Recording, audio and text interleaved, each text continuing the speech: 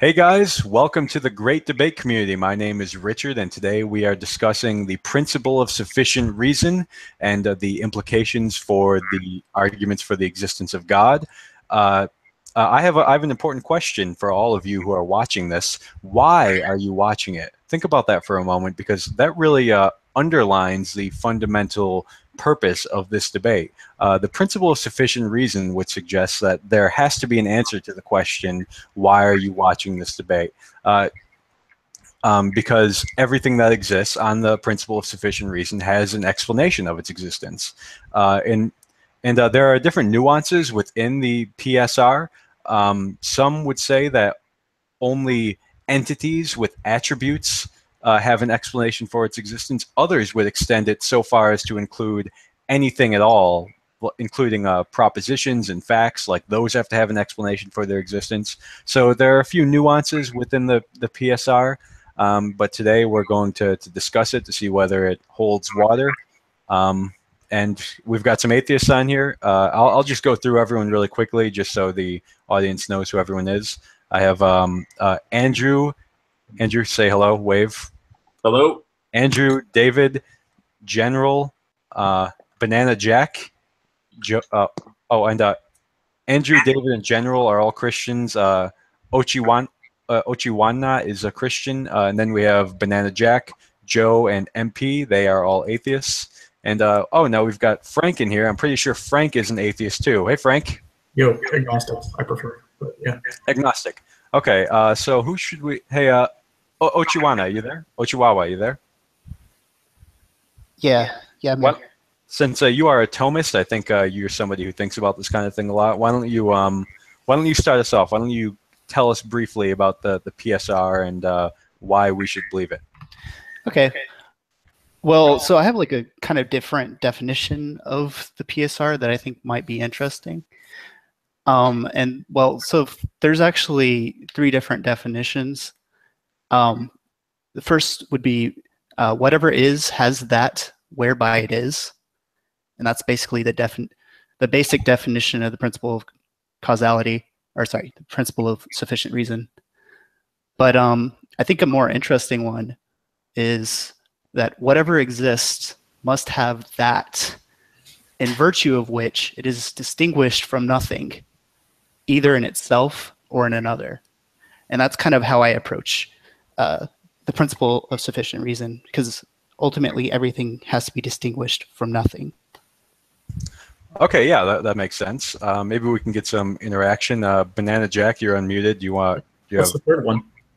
Sorry, what's that? You said there was three definitions. You only gave two. Oh.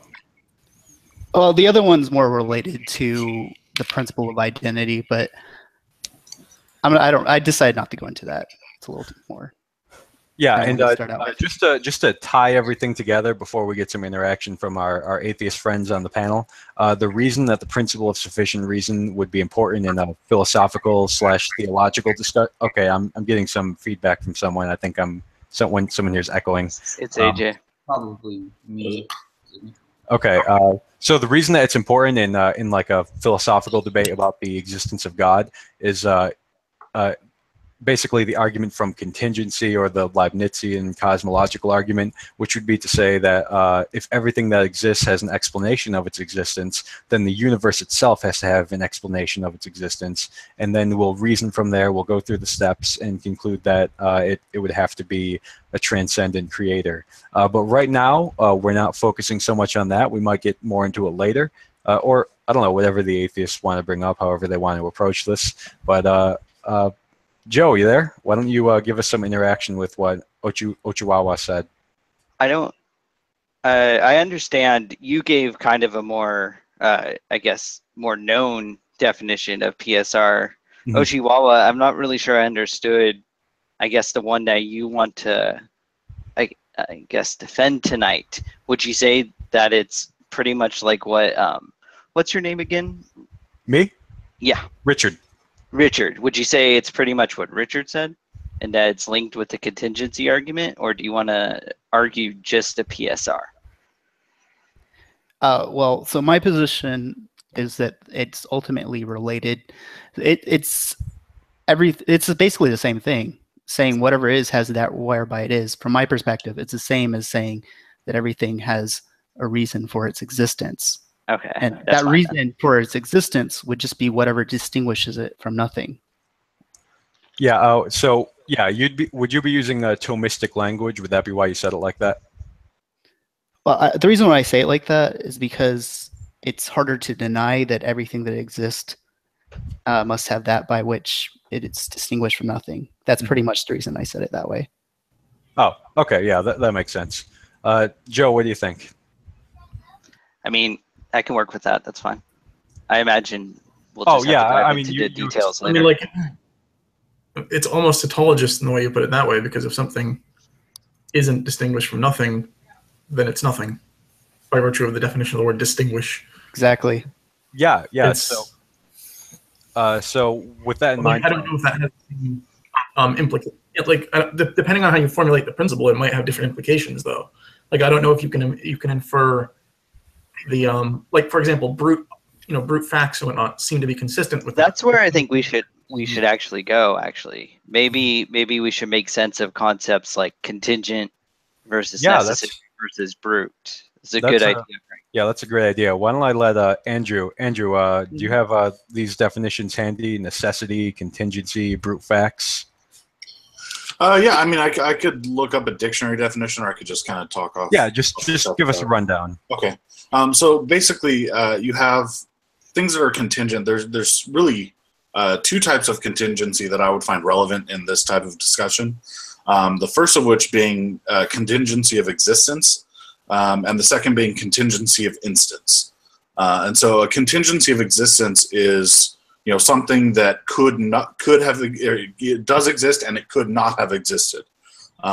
Whereas contingency of instance is where something could have existed in another way than that way which it does exist. So you would need to explain both why it exists in general at all, as well as why it exists in the way that it does exist rather than in some other possible way. Why that potentiality was actualized.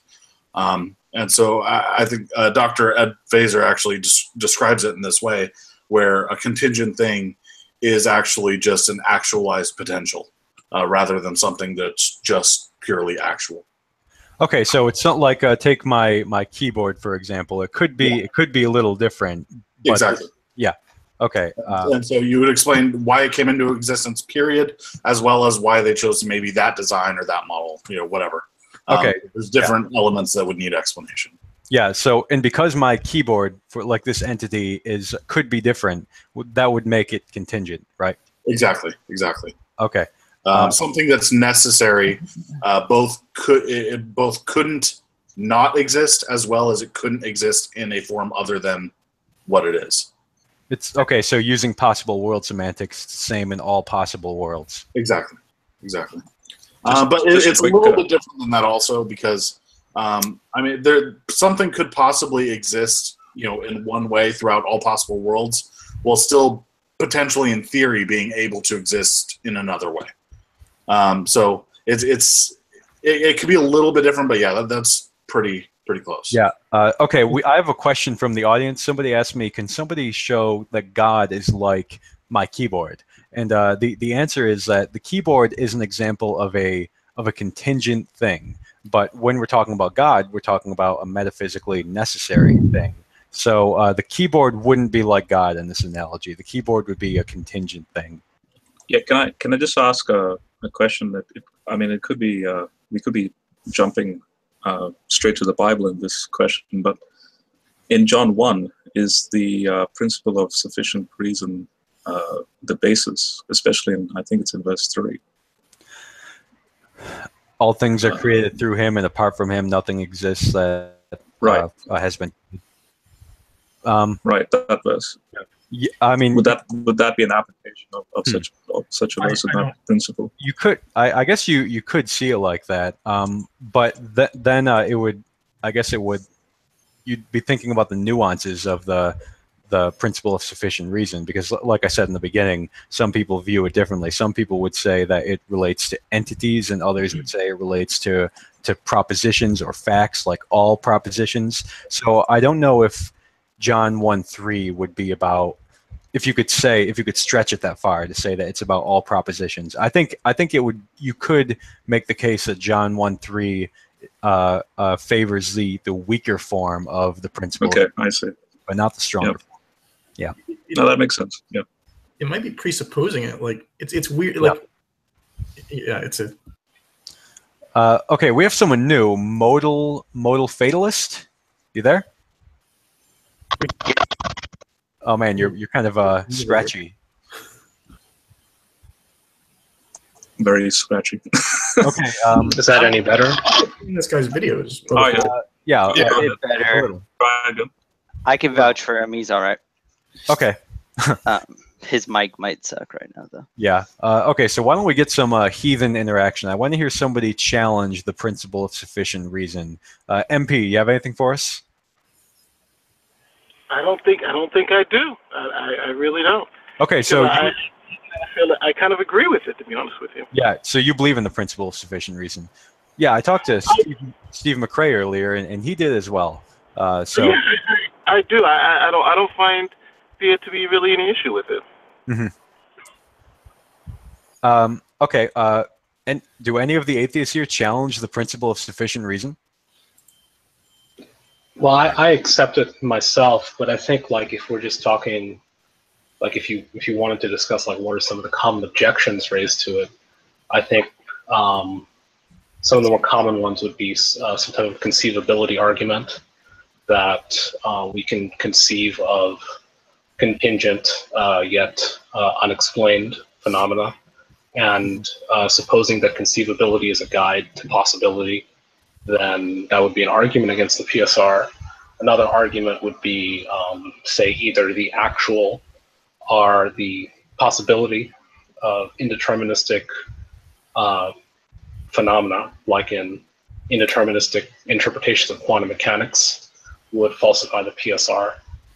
And I think the final, perhaps most prominent line of attack would be that the principle of sufficient reason entails necessitarianism, and necessitarianism is usually taken to be too implausible of a concept. Wait, why does it entail necessitarianism?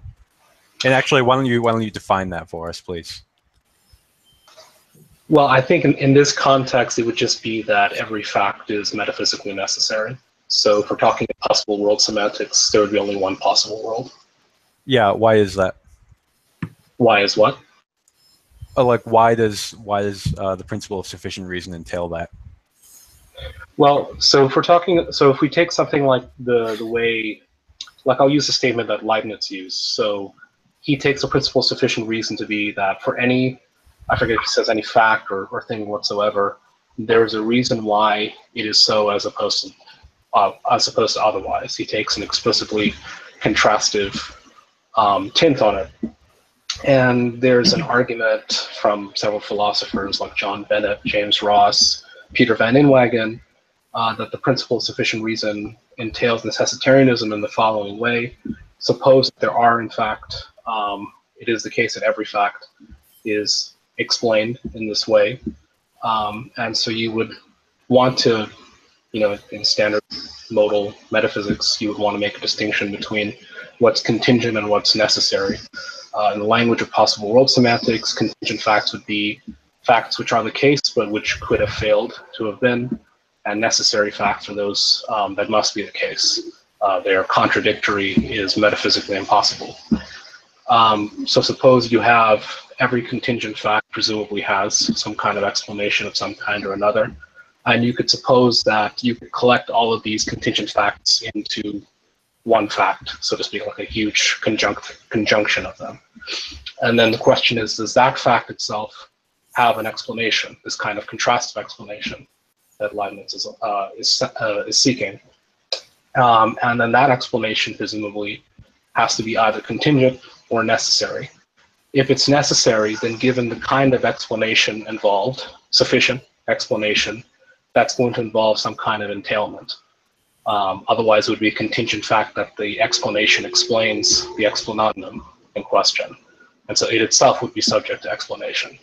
So supposing that the explanation is necessary and that the sufficient explanation entails the explanandum, whatever's entailed by a necessary proposition has to itself be necessary.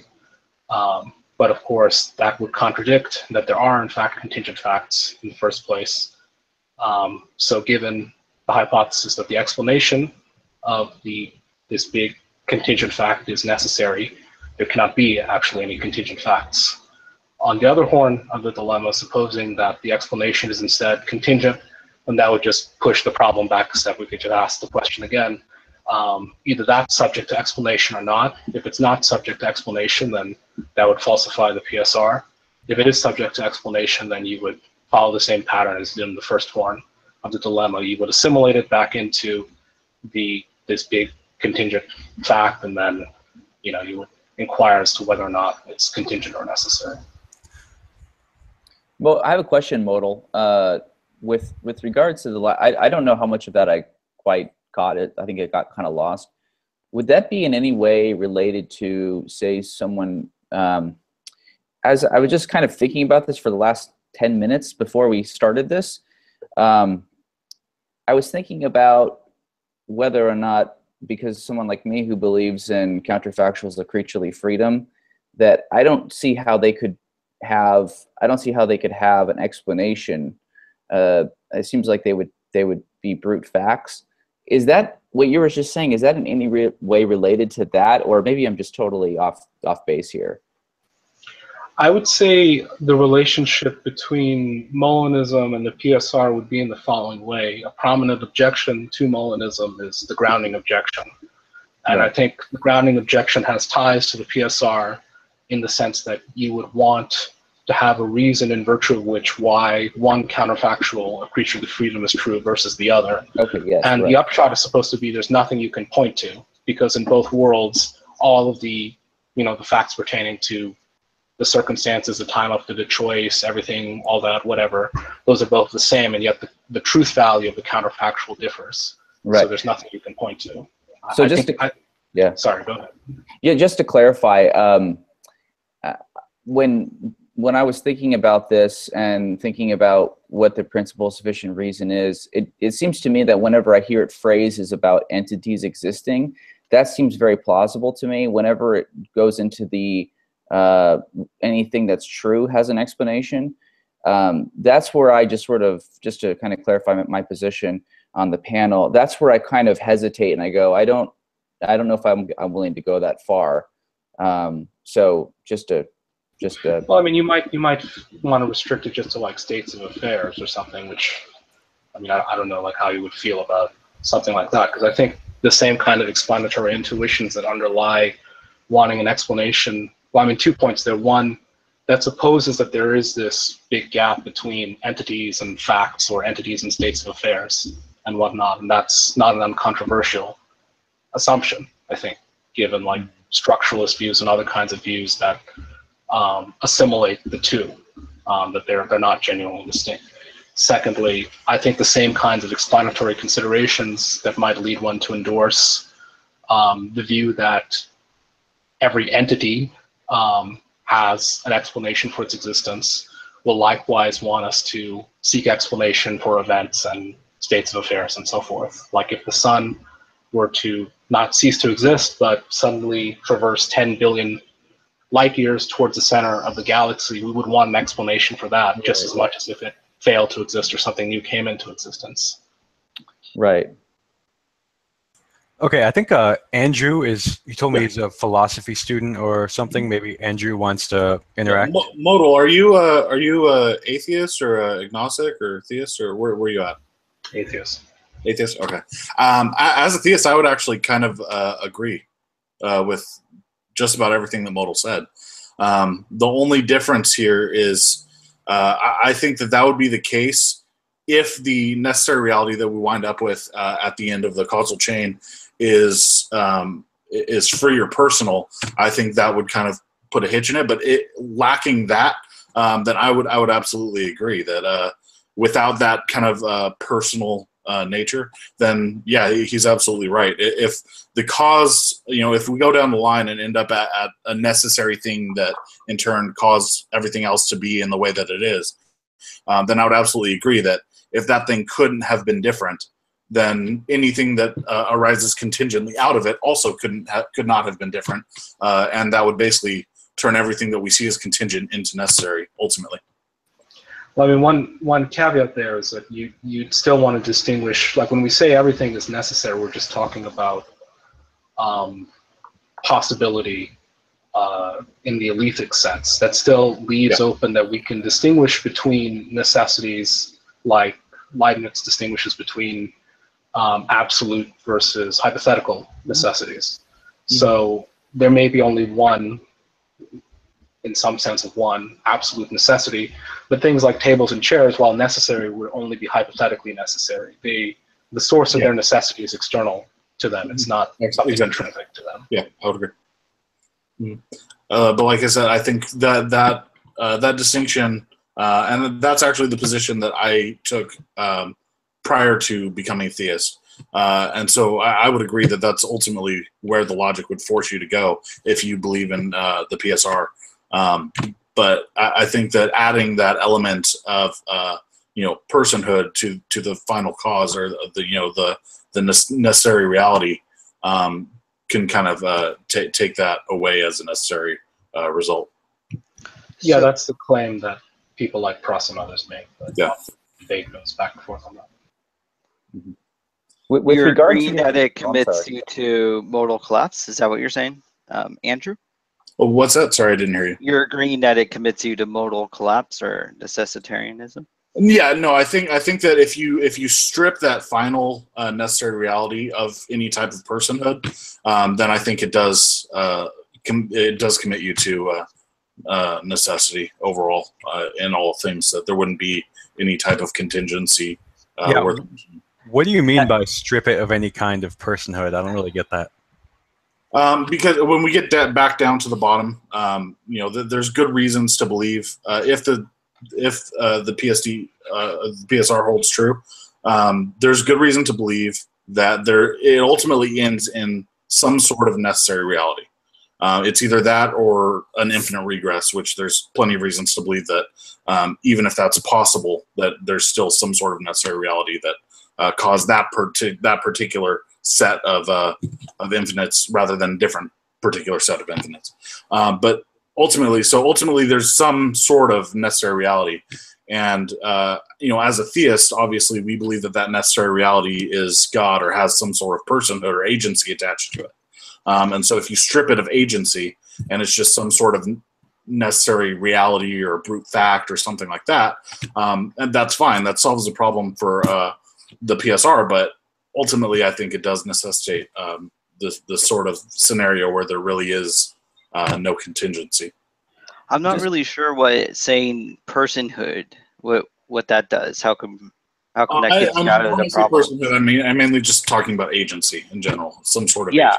That's fine. I'm not really sure what about God being an agent gets you out of the problems of modal collapse. Because as an agent, you'd say that he has some sort of element of free will. He has some element of decision-making ability, and unlike us, where we would be kind of we both have free will and we're influenced by things outside of us in how we utilize our free will. If you get down to the base, necessary thing, and obviously on a theistic view that would be God. There's really nothing outside of it to influence its free will in any particular way. So it would be actually truly libertarian free will. To play devil's advocate here, I don't understand how you can have, like, you could say this agent has free will if, like, if we're asking why is it the case that this agent made the actual world. Right, that's what I was going to ask too, just to play devil's advocate, because it seems like that would need an explanation as well, right? Yeah, that would be a contingent fact.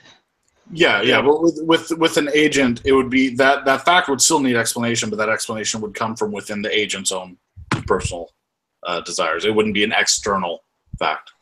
Well, then it sounds like it's necessary. Would be an explanation for itself. Well, hold on. It sounds like it would be necessary. Okay, and Joe. If that's the case, there's no free will. Yeah, Joe, I don't think it would be necessary. I actually read an article by Alex Malpass, I think his name was, on the contingency argument. Steve McRae referenced me to it, and this was really his central argument. He basically said that he doesn't see a way out of the contingency argument, but the only thing that he can say is that the existence of God isn't a better explanation for pretty much the reason that you gave, that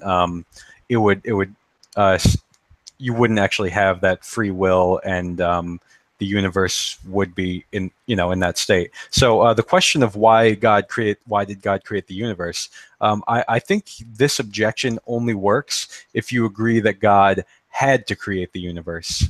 But I don't think that's the case. So I can think of two explanations for why God created the universe, which wouldn't involve necessity. They would involve his free choice to do it. The first one that I can think of is that God created the universe to glorify himself, to show mercy and justice and all of the other attributes to conscious creatures. But he didn't have to. He would still be eternally exhibiting all of these attributes in like this glorified state within the Trinitarian relationship. The second one that I can think of, it's actually on page 561 of Philosophical Foundations by Craig and Moreland. Okay, so to start it off, some people will say that God must create the universe to be a loving God. Like as Christians, we say something like God is love, right? So he must create the universe to express that love. But that would fall into the trap that you just said, that well, then it's just necessity. Then the universe couldn't be different at all.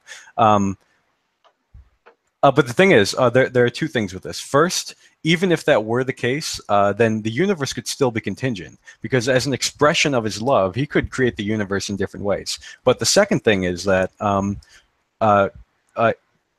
God didn't create the universe because he had to out of love. He did it out of a sheer gift to his people, because as Christians, we believe in the doctrine of the Trinity, which means that throughout eternity, God eternally had this interpersonal relationship between the Father, the Son, and the Spirit. So there was an outlet for this love, and he didn't have to create the universe to love something. It was just, like I said, or like Dr. Craig said on that page of Philosophical Foundations, it was a sheer gift. What do you guys think? I would also like to point out, in the beginning I mentioned two different types of contingency, right? There's contingency of existence and contingency of instance. And so I would actually agree that as far as contingency of existence, that God, if having this desire to create something, that he would have created something in every possible world. But that doesn't necessitate the types of things that he would have created. There was nothing in him that mandated a certain creation over, say, another potential creation. And so I think his freedom came in what he created, not so much in his desire to create. I think that was necessitated by his very nature. Yeah, I have a question from an atheist in the audience, and then we can get some more interaction from the atheists on the panel. So Tyler Durden said, if the necessary thing has desires, then the necessary thing is contingent upon those desires. What do you guys think? Is God contingent upon his desires? I don't know. He may not have meant it that way. Oh, okay. That may be equivocating the definition of contingent there. That it's different than what we're actually discussing. Okay, well, I actually... by it. No, I think by, like, if the necessary thing has desires, it is contingent. I think he is referring to the world. Or some such. Okay. Then yeah, I misinterpreted what he said. Okay, so if the necessary has desires, the world is contingent upon those desires. Okay, yeah. I don't know, or his choice is, or something. Yeah, his choice then would be contingent. Okay, I don't know, David or Andrew, any interaction with that, or do you understand what he's saying? Yeah, I'm not sure exactly how the questioner meant it. So if he's saying that, maybe he means his choice. So like he's making a choice and he chooses this world over that world. And you say, well, why does he choose this world over that world? And the explanation is his desires. Well, then his choice is contingent on his desire. And so so absolutely. Yeah. Maybe that would make it so that it's that recollapses that reinstances the modal collapse, because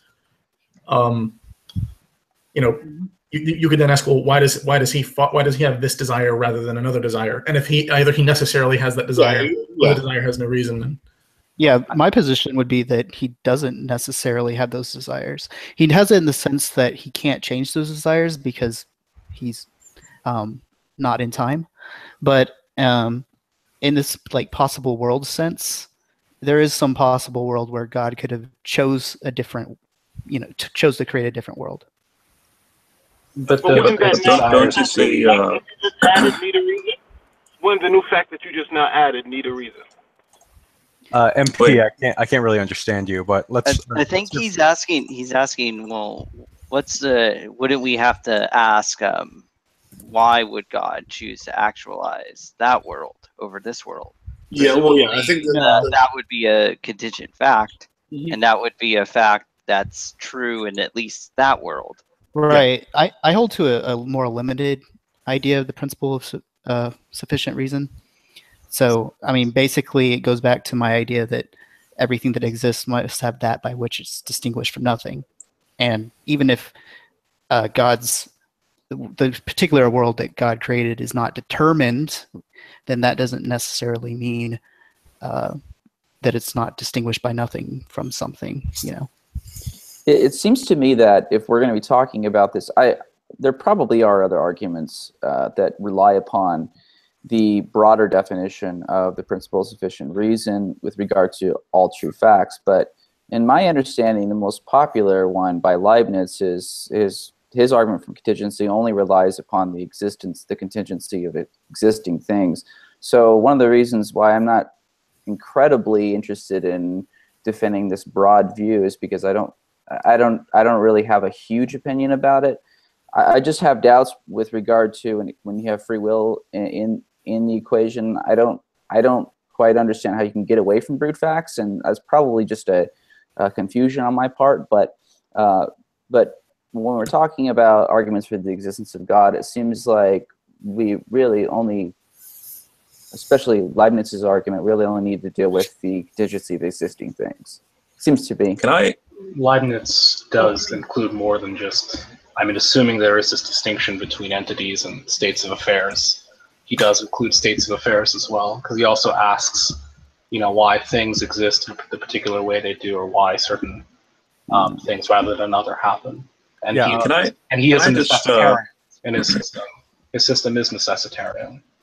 That's why, like, his analysis of contingency is two analyses of contingency, neither of which involve this idea of there being another way the world could be than it actually is. The first sense would be his per se versus per accidens account of possibility.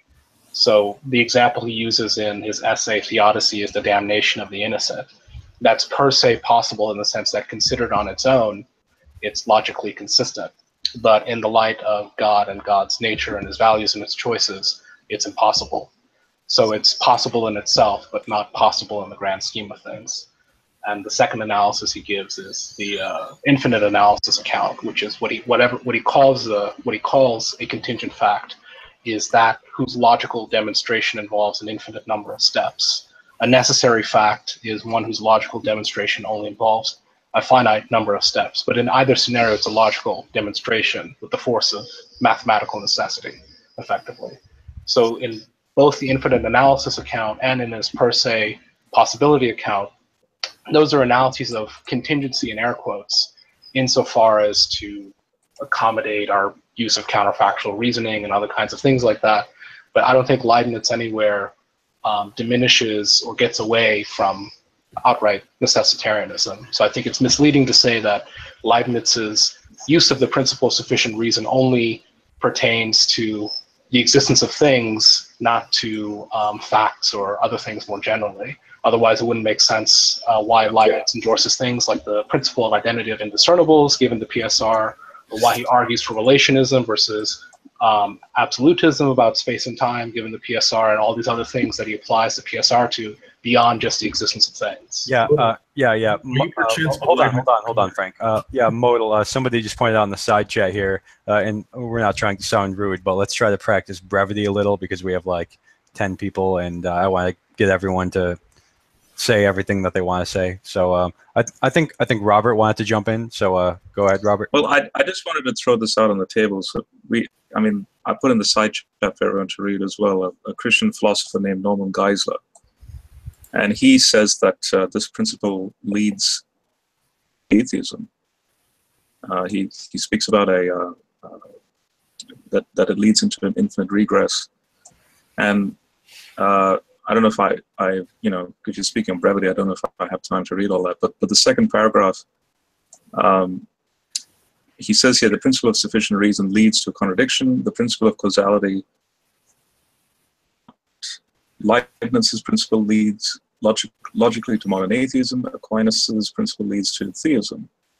So maybe, and then if you guys wanted to skim read that, maybe if you want to have a response back and forth. Yeah. Well, my understanding is that we acknowledge the infinite regress, but then we say there's a stopping point at a necessary being. Like the principle of sufficient reason would have to create this infinite regress unless there is a necessary being to stop all of it at that point, right?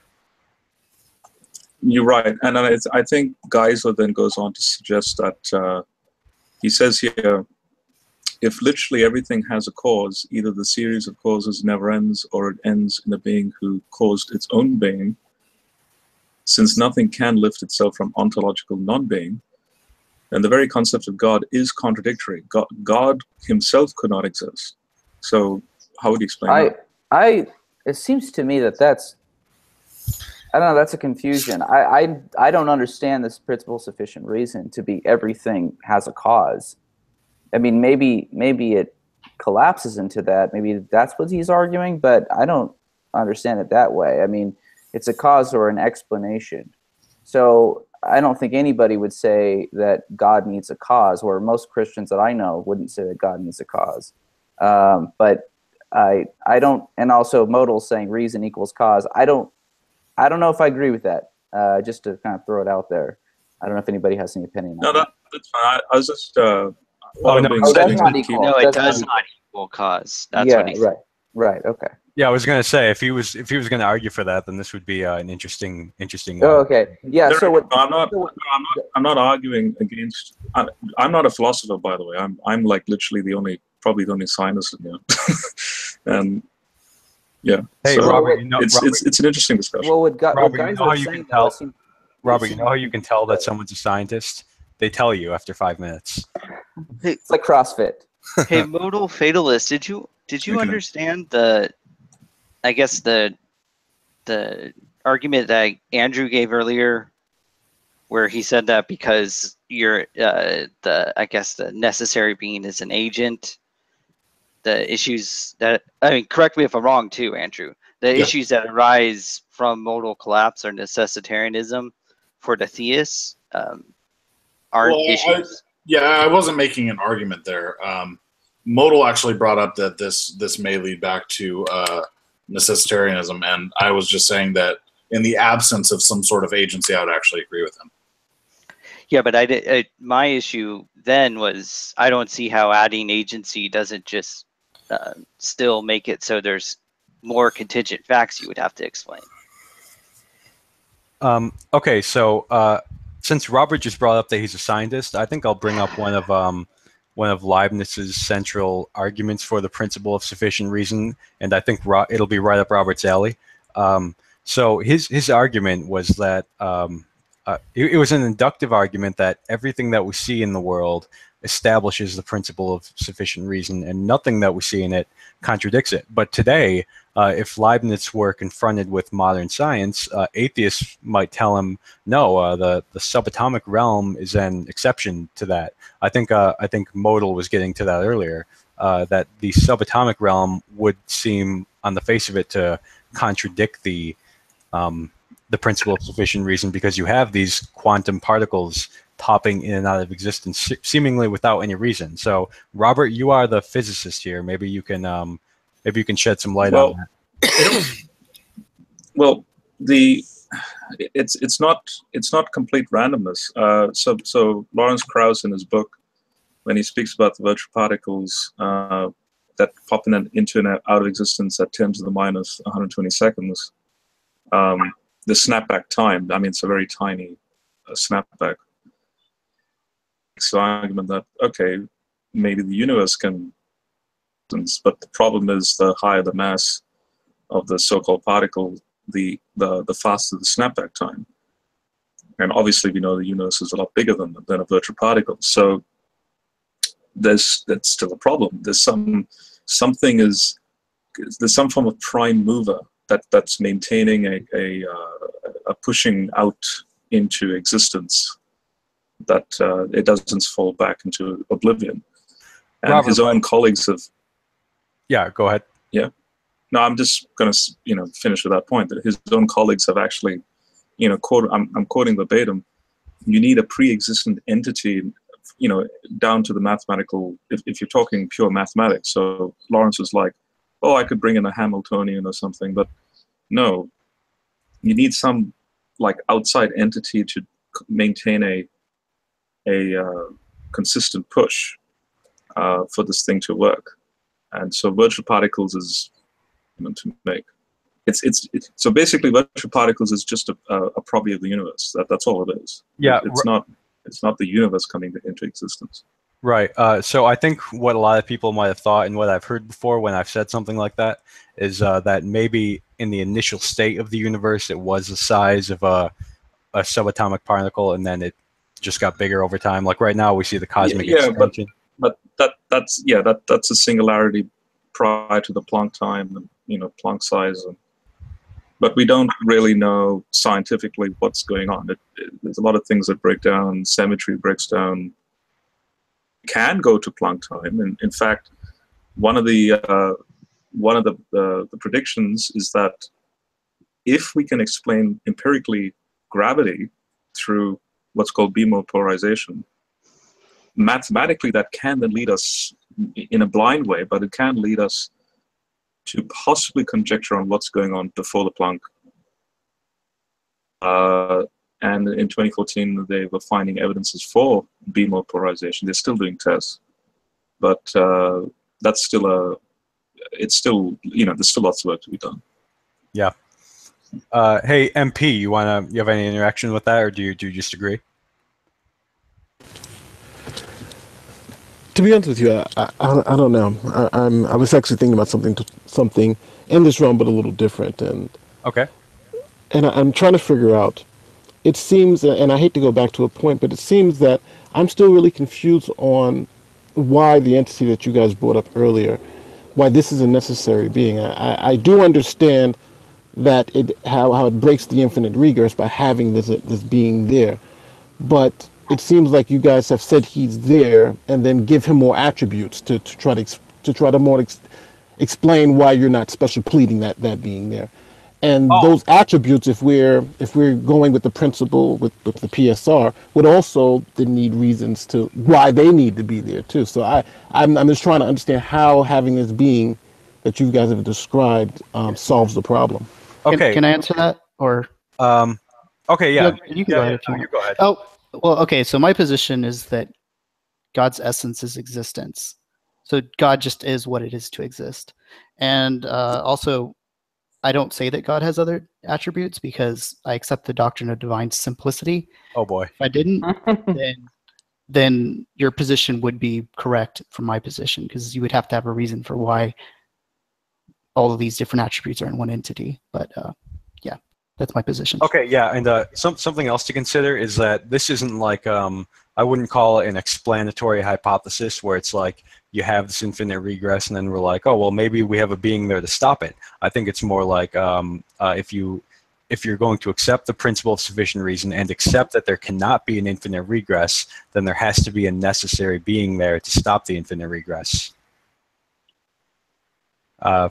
Andrew or David, what do you guys think? Or no, MP, go ahead. No, well, I agree with that, but then now we're labeling it, this being personal. We're adding attributes to it. Right now, from my understanding, it could be anything. It could just be something that is unknown. There's really nothing that's been said, and this is just maybe my own ignorance to the fact, but nothing has been said that seemed to necessitate that what you guys are saying has to be the necessary being. It could be it could be but it also could be not. So it could be Okay, something yeah, else. well, then just don't think of it in the sense of attributes. Just think of it in the sense of there has to be a necessary being to stop the infinite regress. I wouldn't say it would have to be a necessary being. Okay. I would say necessary reality. I would say we as theists believe it's a necessary being. Yeah, yeah. I think it could just easily be a necessary reality. I don't know if whatever. Yeah, and also I think it's important to understand that. I mean, don't think that when we say that God is the explanation of all this, that we mean that therefore concludes, you know, all these tenets of Christian doctrine. You know, like we're talking about the Trinity and, you know, and God's love and everything like that. I think really the point to these arguments is to show that there is a necessary being, and that's really it, or a necessary reality, and that's really it. If you want to say that it's just a necessary reality and it isn't God, then I guess that's okay. But I don't know if that really is it's really going to have any effect on what we're arguing about. Yeah.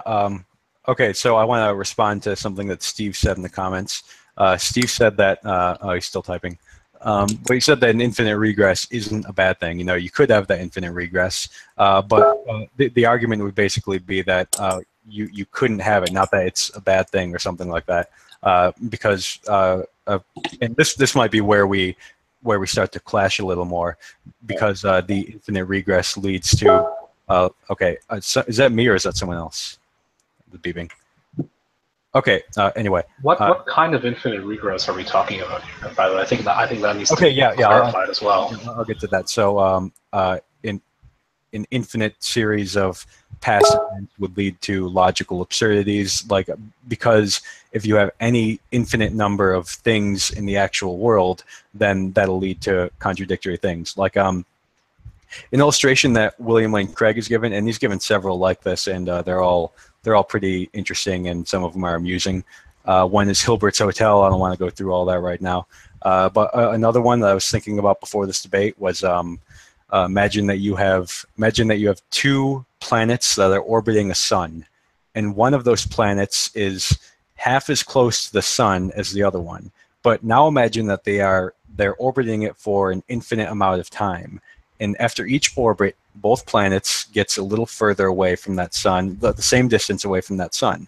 But after an infinite number of orbits, then the planets are going to be an infinite distance away. But the fact is that one of those planets is supposed to be closer to the sun than the other. So with an infinite number of things, you come to these sort of these obvious contradictions, because you know, infinity equals infinity. Like there's no lesser degrees of infinity, right? Well, I mean, one thing I think we'd want to be careful about there is, like, if we're trying to connect the PSR to something like the contingency argument, I don't think you would want to go down that rabbit hole, because, you know, Avicenna and Aquinas and Leibniz will never, they suppose, for the sake of argument, that, you know, suppose the universe or the past is in fact eternal or something. The sense of contingency necessity, or the sense of regress or tracking, is not the kind of regress that you were describing. Like in the essay that like Leibniz has something ultimate or origination of things or whatever, he looks at this example where suppose geometry books existed forever, right? And Leibniz's point is that it's not an answer to the question as to why geometry books exist, that they existed forever, because you could still ask, well, why do geometry books as opposed to something else exist?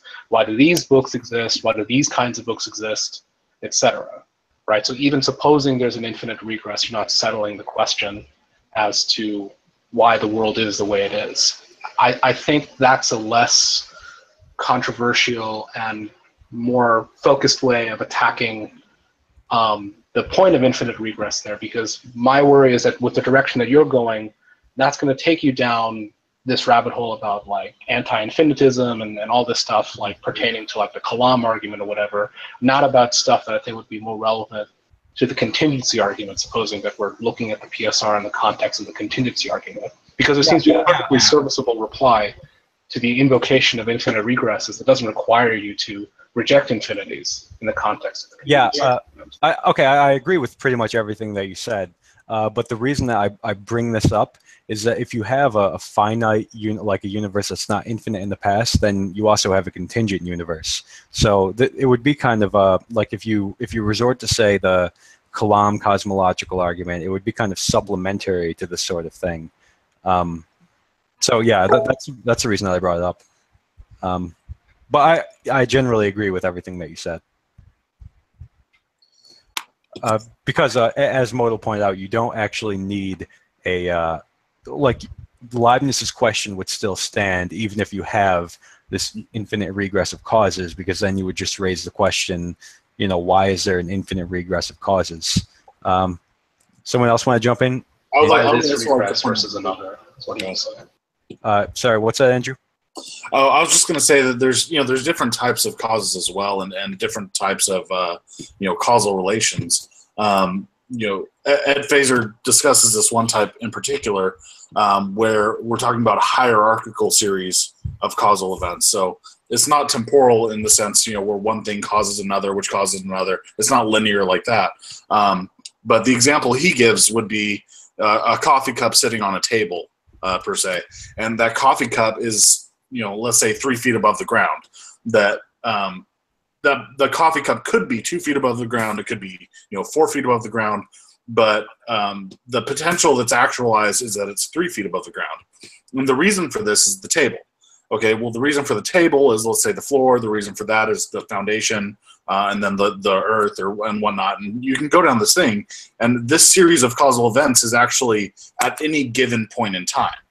That it's a causal chain of sustenance, that it's a hierarchical series of causal events. And so, his point was that even if it goes back, infinitely, you could say, okay, well, there's a table, then there's another table, and there's an infinite series of tables.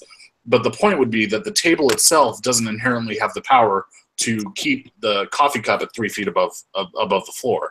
That it only has that power derivative of something else. And so this causal chain of the derivation of power would actually, even if the universe goes back infinitely, the universe doesn't have any power in and of itself to do some of the things that we're discussing causally. So it wouldn't explain everything in the sense that one might like it to.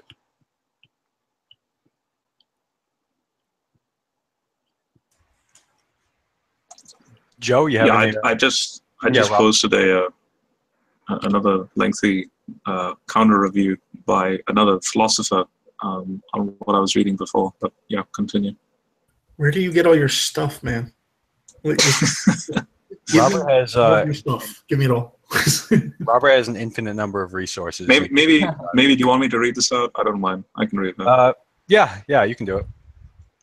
Okay, so the philosopher's name is Grace Dyke, and it's a review on the philosophy of religion by Geisler, and Geisler obviously mentions what I read out earlier. Geisler rests his case on a distinction which he wishes to draw between the principle of sufficient reason, which he agrees founders as a basis for the cosmological argument, and the principle of existential causality, which he believes to be adequate to support its weight. In at least one passage, he asserts that existential causality is concerned with the present continuation of things rather than with their initial coming into being. And this is indeed a plausible reading of Aquinas.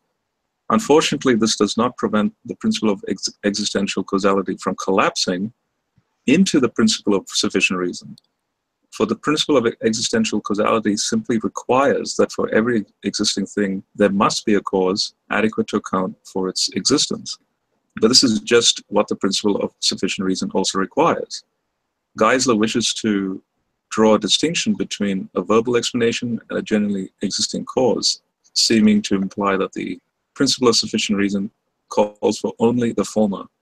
But if this is indeed his position, then it rests on a misunderstanding of the principle of sufficient reason, which in its simplest historical formulation is just, quote, nothing comes from nothing.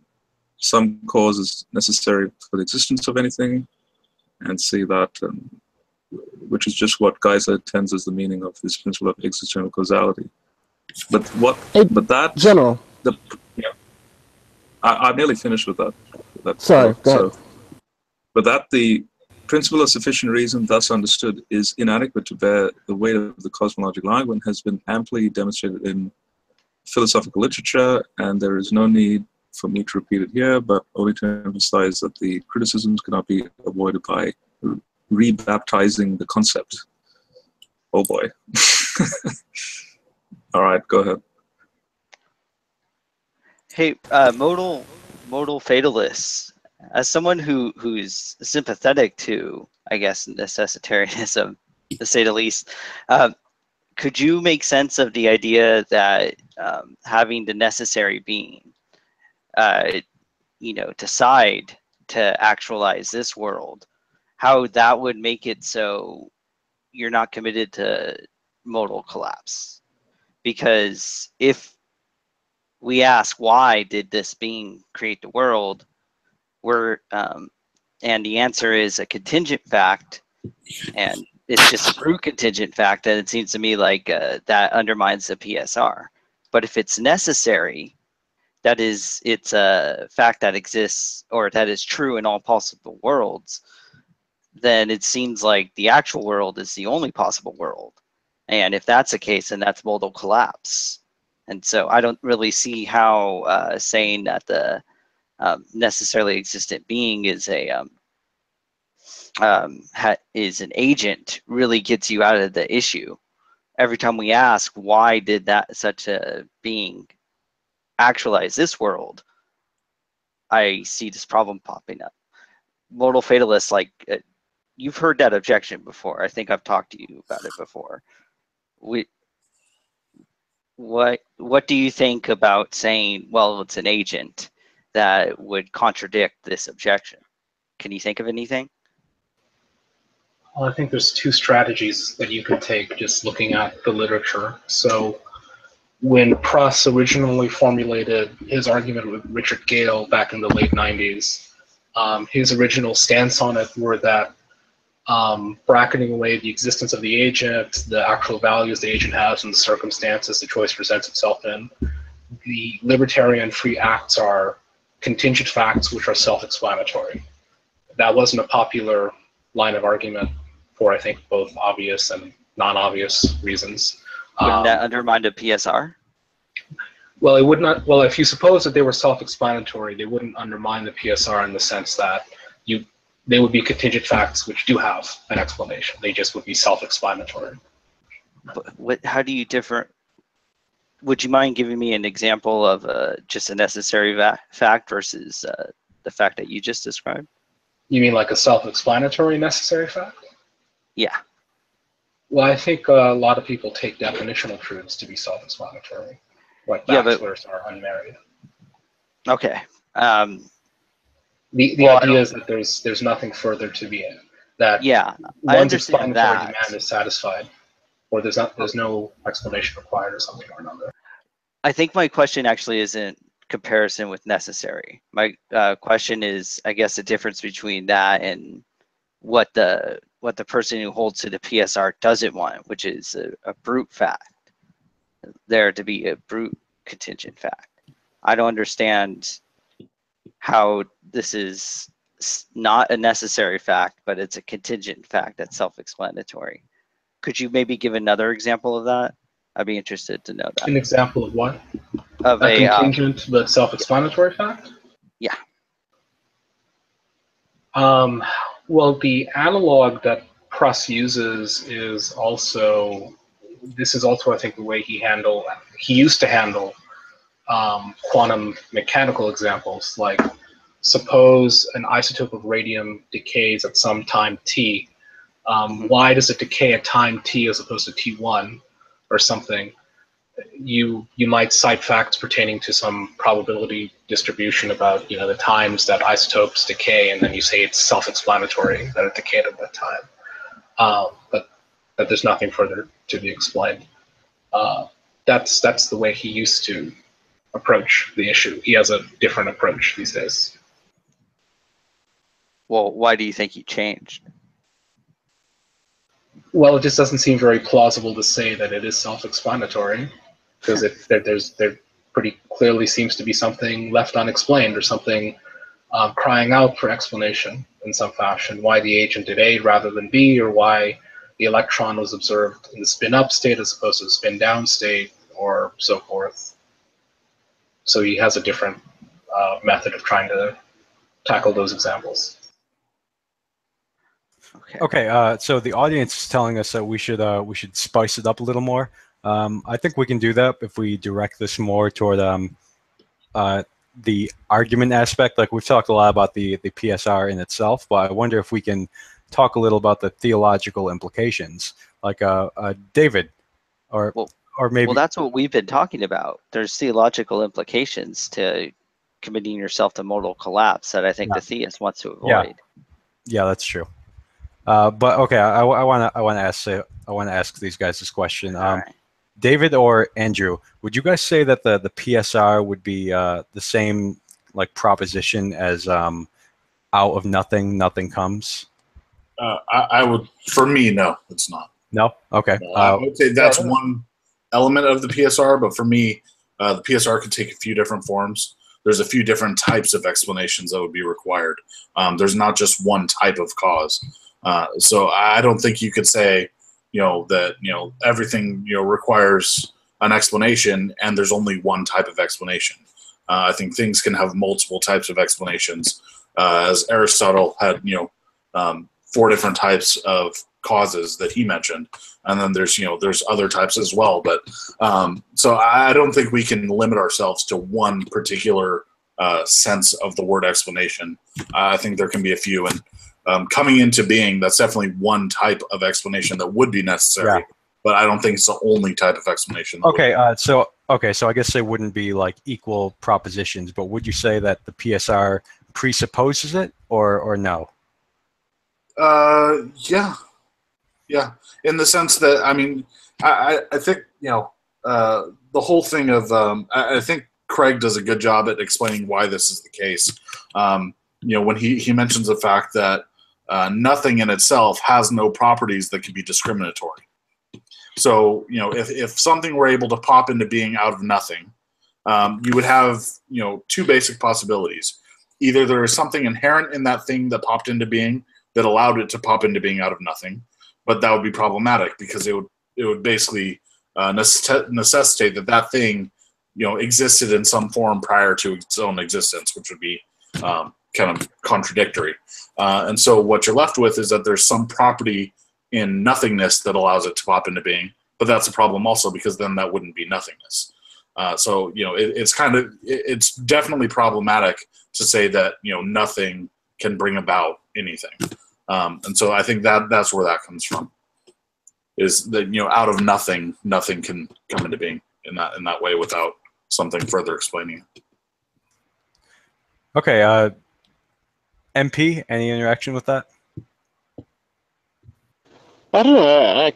I agree with that conclusion, but I don't agree with the conclusion that that you have to. Matter of fact, you know what? I agree with what he said. Okay. So I was just going to disagree with a minor point, but no, it's not worth it. I actually agree with what he says. Okay, so you agree with the Leibnizian principle that out of nothing comes. Is that what you mean? Yes. Nothing can come from nothing.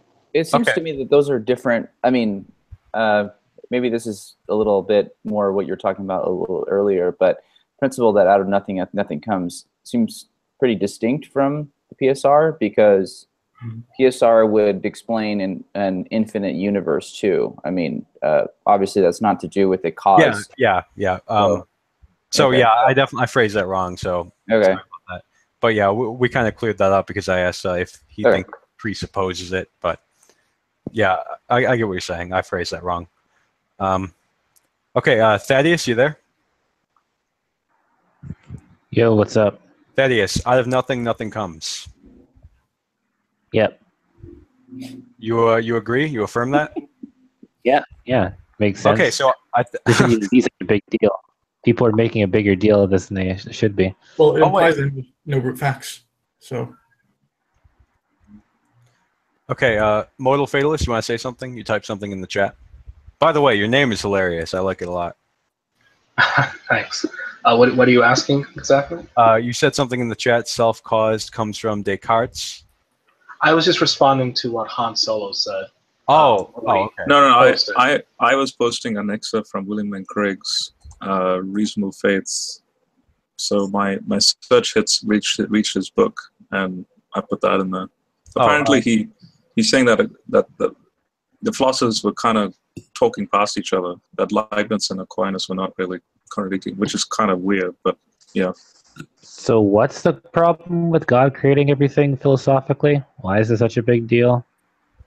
Well, Yeah, one problem that we raised earlier, but we kind of talked about that, was they raised the question of why did God create everything, and if you answer that question, then you the answer will either be, I think it was either internal or external to God, something like that, and either way, the universe would still necessarily exist as it is now. But we kind of went through that, so that would be one problem.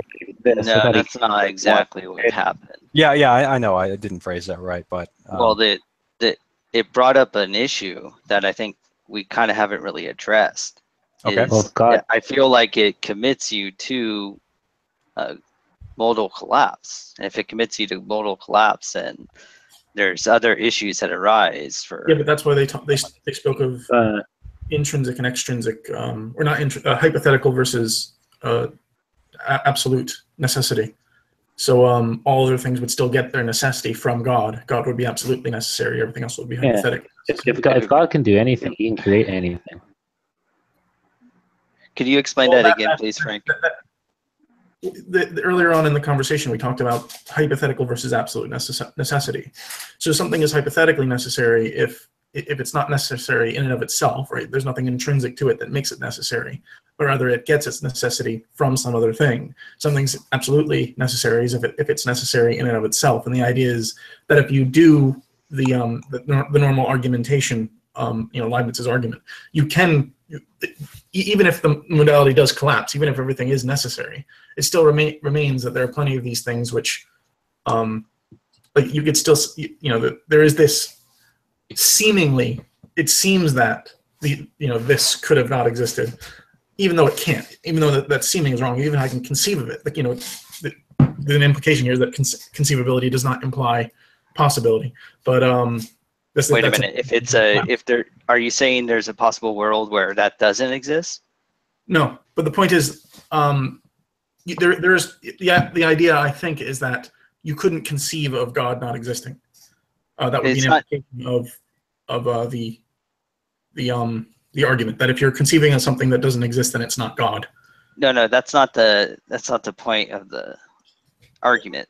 The argument is like it seems to me like it denies God like something like some form of free will.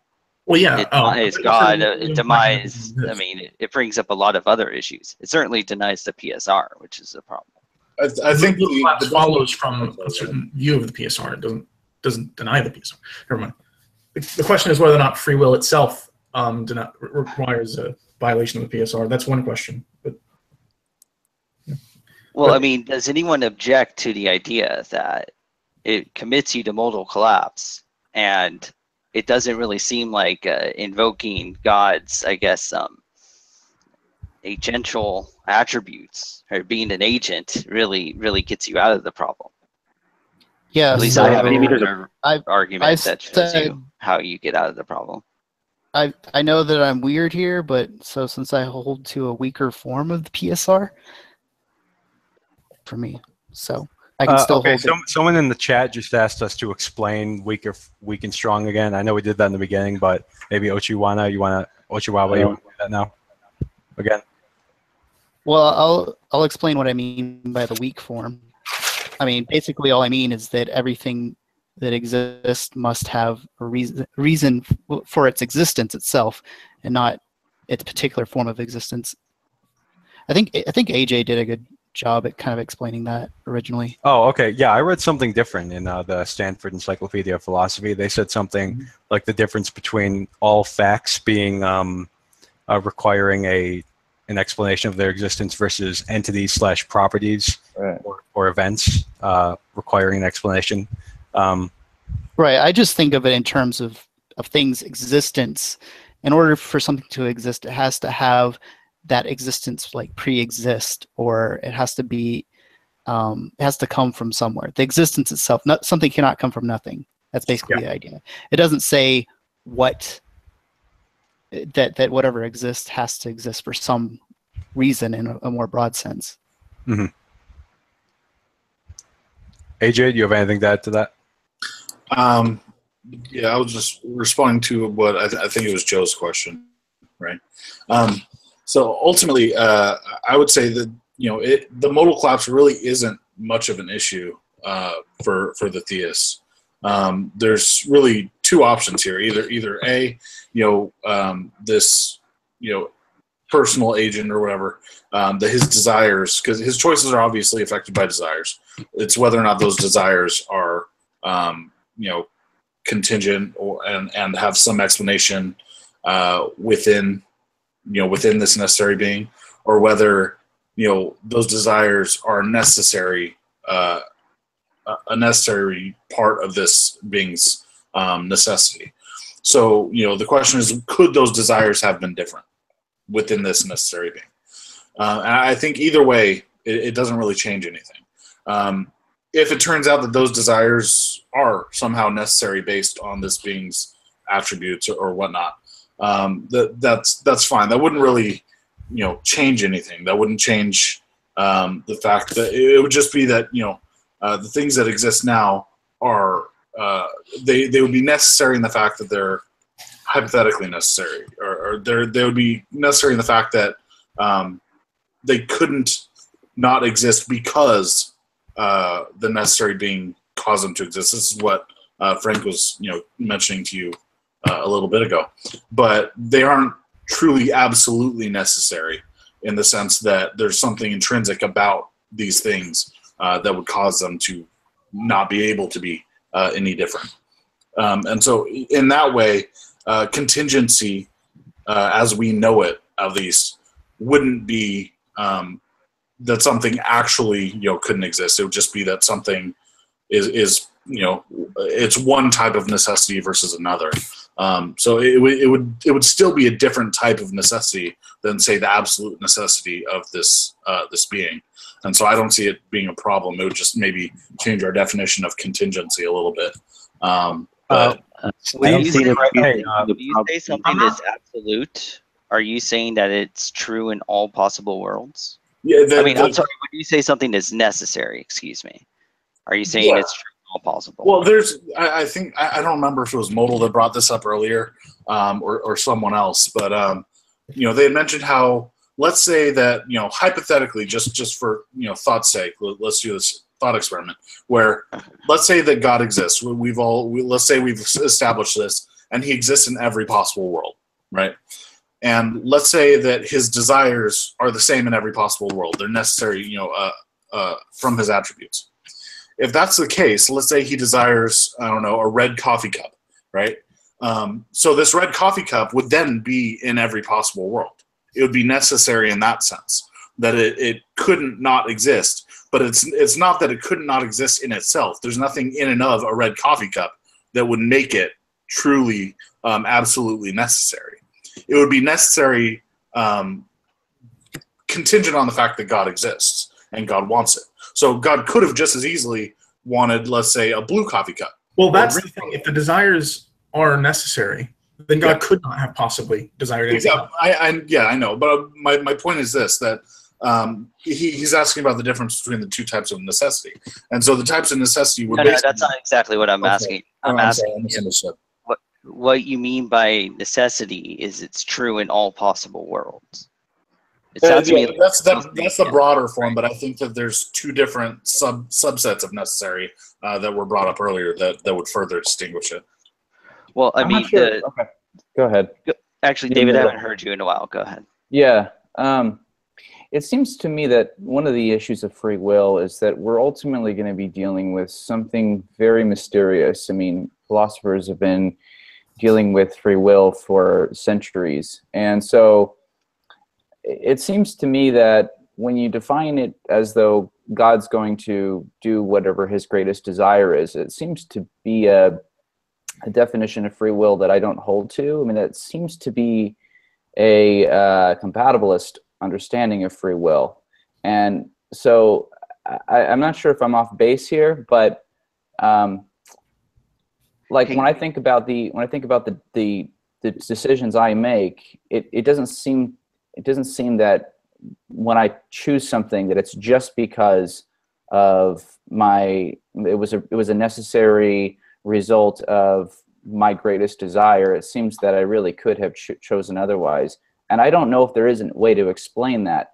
And this is one of the reasons why I don't really have a big problem with what Richard was talking about earlier, the distinction between the weaker form and the stronger form. It seems to be getting into that field where the brute facts don't seem to be as big of a problem for me, because I think that when you get into free will, that really is going to be an issue where I don't know if you can really avoid the issue of brute facts. But the issue of existing things, whether or not things can exist as a brute fact, seems to be a different issue to me, and that seems to be much more plausible on its face than the broader, stronger form of the PSR. But I think it was me who was bringing up earlier that I don't think our explanatory demands there are any less than the existence of things, supposing that things versus states of affairs are so cleanly delineated in the way that you see. I remember you saying that, and maybe you have maybe I just was maybe I didn't really understand the rest of what you were saying, but it seems to me there is a distinction there. Maybe I could be convinced otherwise of it, but it seems like at a fundamental level, intuitively, they do seem like to be distinct issues. Maybe Leibniz didn't distinguish them. I feel like they should be distinguished. So, well, all I'm just saying is I think much the same intuitions that might guide one to supposing that the existence of any entity requires an explanation. I think those same considerations, like insofar as you'd want to endorse something as systematic and strong as a PSR, even pertaining to that, would also apply to events pertaining to those existing things or properties that they have and so forth. Well, maybe let's take, for example, the issue of what Craig brings up, and this goes to the really lay understanding of this, of like, if you find a ball in the forest and someone says it's just this translucent ball and does it have an explanation? And someone says, no, it just exists on its own. And you increase the size of the ball to the size of the universe, it doesn't seem to change the demand of that explanation. But if someone talks to me, and just my own understanding of free will, and someone keeps asking the question, well, why did you choose that? Why did you choose that? It just seems to me that is different. That doesn't cry out for an explanation the same way. I think the explanation is because that's just the way my free will chose. I don't know. I don't know. It seems like there's a difference to me. There's a distinction. Well, I mean, I think in the case of free will, it's look, whether or not you choose between, let's say, A or B, either there's an explanation for that. Yeah, and I don't know if there is an explanation. Given that explanation, the issue is how could the agent who deliberated, right? How could they have chosen otherwise, right? Yeah. Yeah, but, this goes into the mystery, the age-old mystery of free will. I don't know if that is something we can explain. It just seems to be a first principle of, I don't know about first principle is the right way to say it, but it seems to be one of those things that I just presuppose as true before I do anything in philosophy, whether I think about any of this stuff. To be true, free will? Yeah, it seems like free will is obvious to me. And so, and also not only that, but that it seems like if you start demanding explanations for why I do things freely, then you're essentially denying the notion of libertarian free will. This is a hangup that I've heard before, and it's something that like I first was thinking of. It seems like you're begging a question against free will, but the problem is more like, look, is if an agent chooses between A or B, can you have an explanation for why the agent chooses A over B? And if you can't, how can you distinguish the choice from it just being completely random? Or I guess there's a more nuanced concept, something being indeterminate. How can you distinguish it from that? And that's the problem that I see. It's not going, no, you have to have an explanation, because I agree with you. That would be begging a question against the proponent of libertarian free will. But it's merely pointing out, look, what is there an explanation? If there isn't an explanation, how do you distinguish something that has no explanation from randomness or from indeterminacy? And that's where the problem arises. Isn't libertarian free will traditionally under the subcategory of indeterminacy, right? I'm not sure. Yeah, I mean, generally people think of determined decisions as not a libertarian free will. That'd be more like a compatibilist understanding of free will. No, you have the ability to choose otherwise. Is usually rough and ready way I understand libertarian free will. Well, yeah, but it's also if like it is under. Oh, go ahead. Sorry. Like, yeah, that's fine. If you believe in libertarian free will, you also believe in an indeterminate universe. Like Molinism, that would be an indeterminate model, and it's to be contrasted against determinism, right? So if you're not a determinist, then you are an indeterminist. So libertarian freedom would be a model of indeterminacy. Something else to consider that I've heard advocates of this position say is that why you chose A over B, like if you really demand an explanation for it, a lot will just say, well, the explanation is that it came from your will, like that's your choice. Although that might be circular. Yeah, you chose A. The reason why you chose A over B because is you chose it. Yeah, because you chose A that's over like B. a brute fact. That seems like a kind of like just saying it's a brute fact, right? I mean, that seems like the same thing. Yeah. Yeah. I mean, the reason why you didn't choose A over B is because you didn't choose A over B.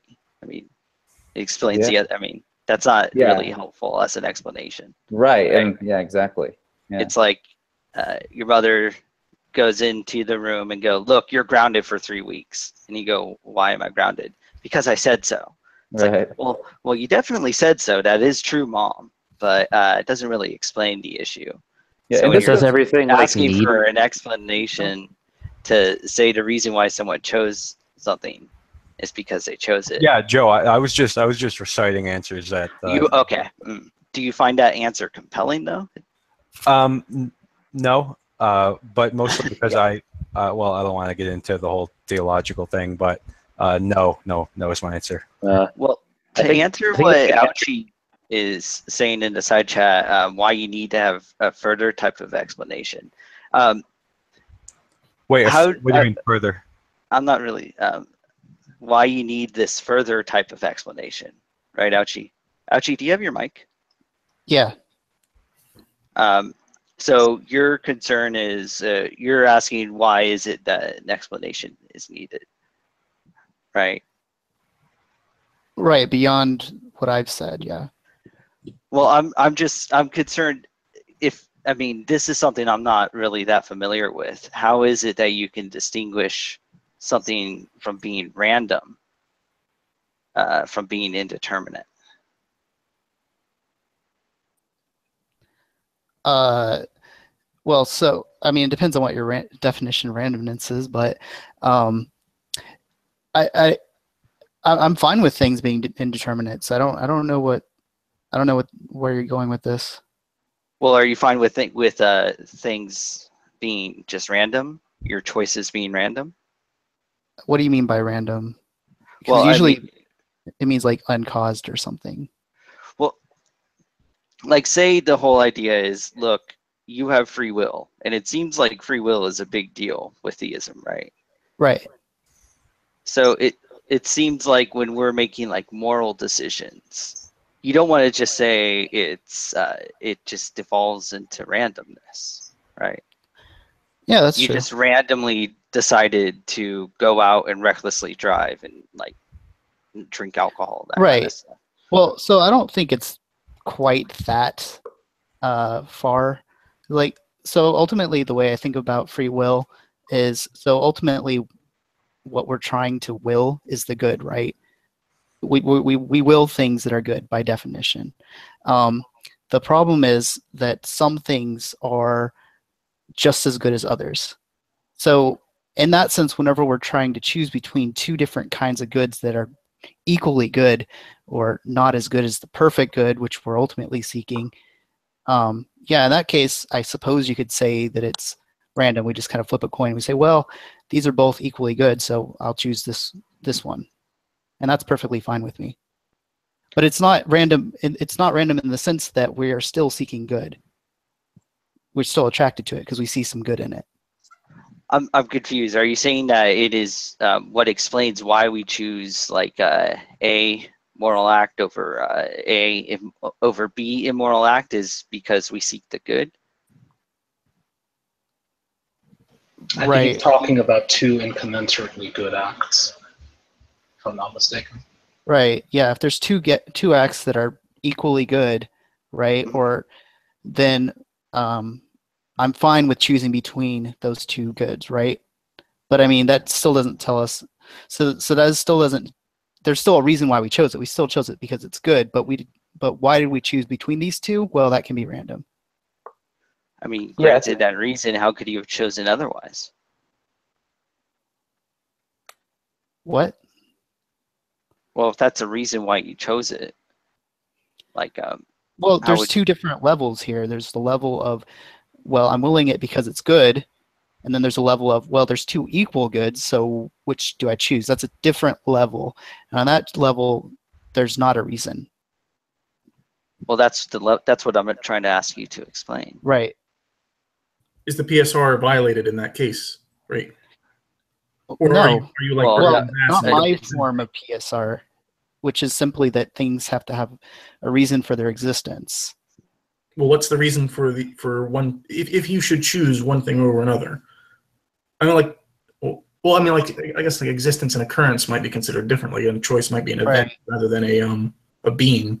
But right, like if you think about the scholastic idea of causality, right? All that it requires is that potentiality is reduced to actuality by something actual. That's all it's required. All that's required is that the prior actuality that you're actualizing exists within inside of you. That's what's required. Well, think of like a human in a bird's ass like situation, right?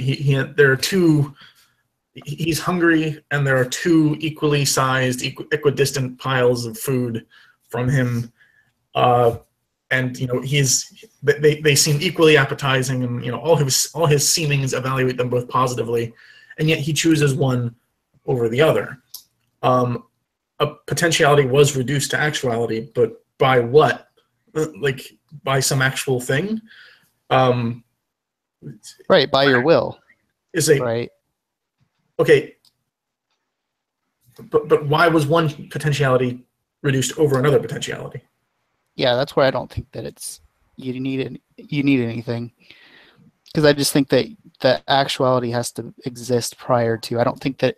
So I mean, I don't know if you read that Fesser quote, but it talks about how you just have to look. We don't think that you look forward from causes to their effects. It's not like that way.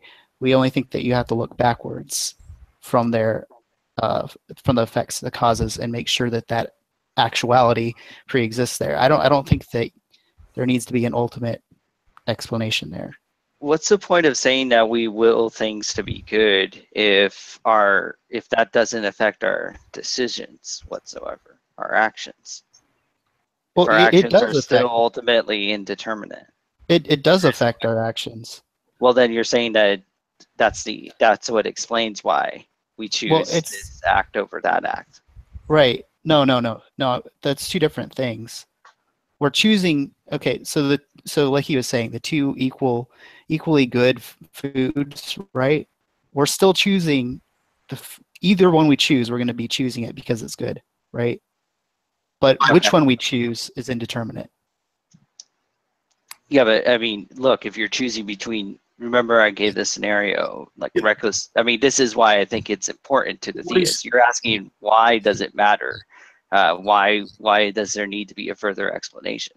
And the reason why is because I think you want to be able to make sense of this idea that we will the good, and that somehow connecting with our actions, right? We're given free will on theism in order to what exactly? It seems like God wants to see what our actions are, or at least that's a part of the explanation. Is it not? Perhaps. Yeah, I mean, that makes sense. But yeah, no, I see what you're saying. But yeah, so like if it does just reduce, or if it's just indeterminate, then I don't understand.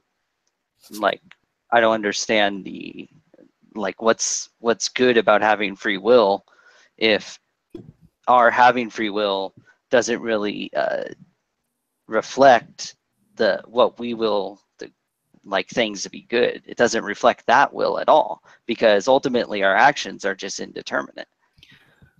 I want to say real quick, I don't know if, since Ouchiwawa is a Thomist, he's probably going to have a very different understanding of this than I do.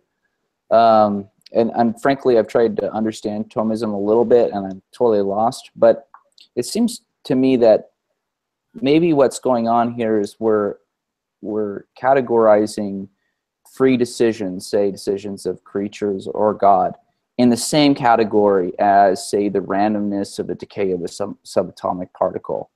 And it seems to me that those are different things.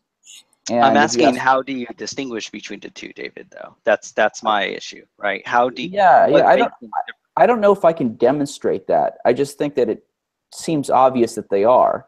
When I think about the indeterministic decisions that I make and the indeterministic stochastic process of a subatomic particle are different things. Yeah, both of them are indeterminate, but they're not exactly the same thing.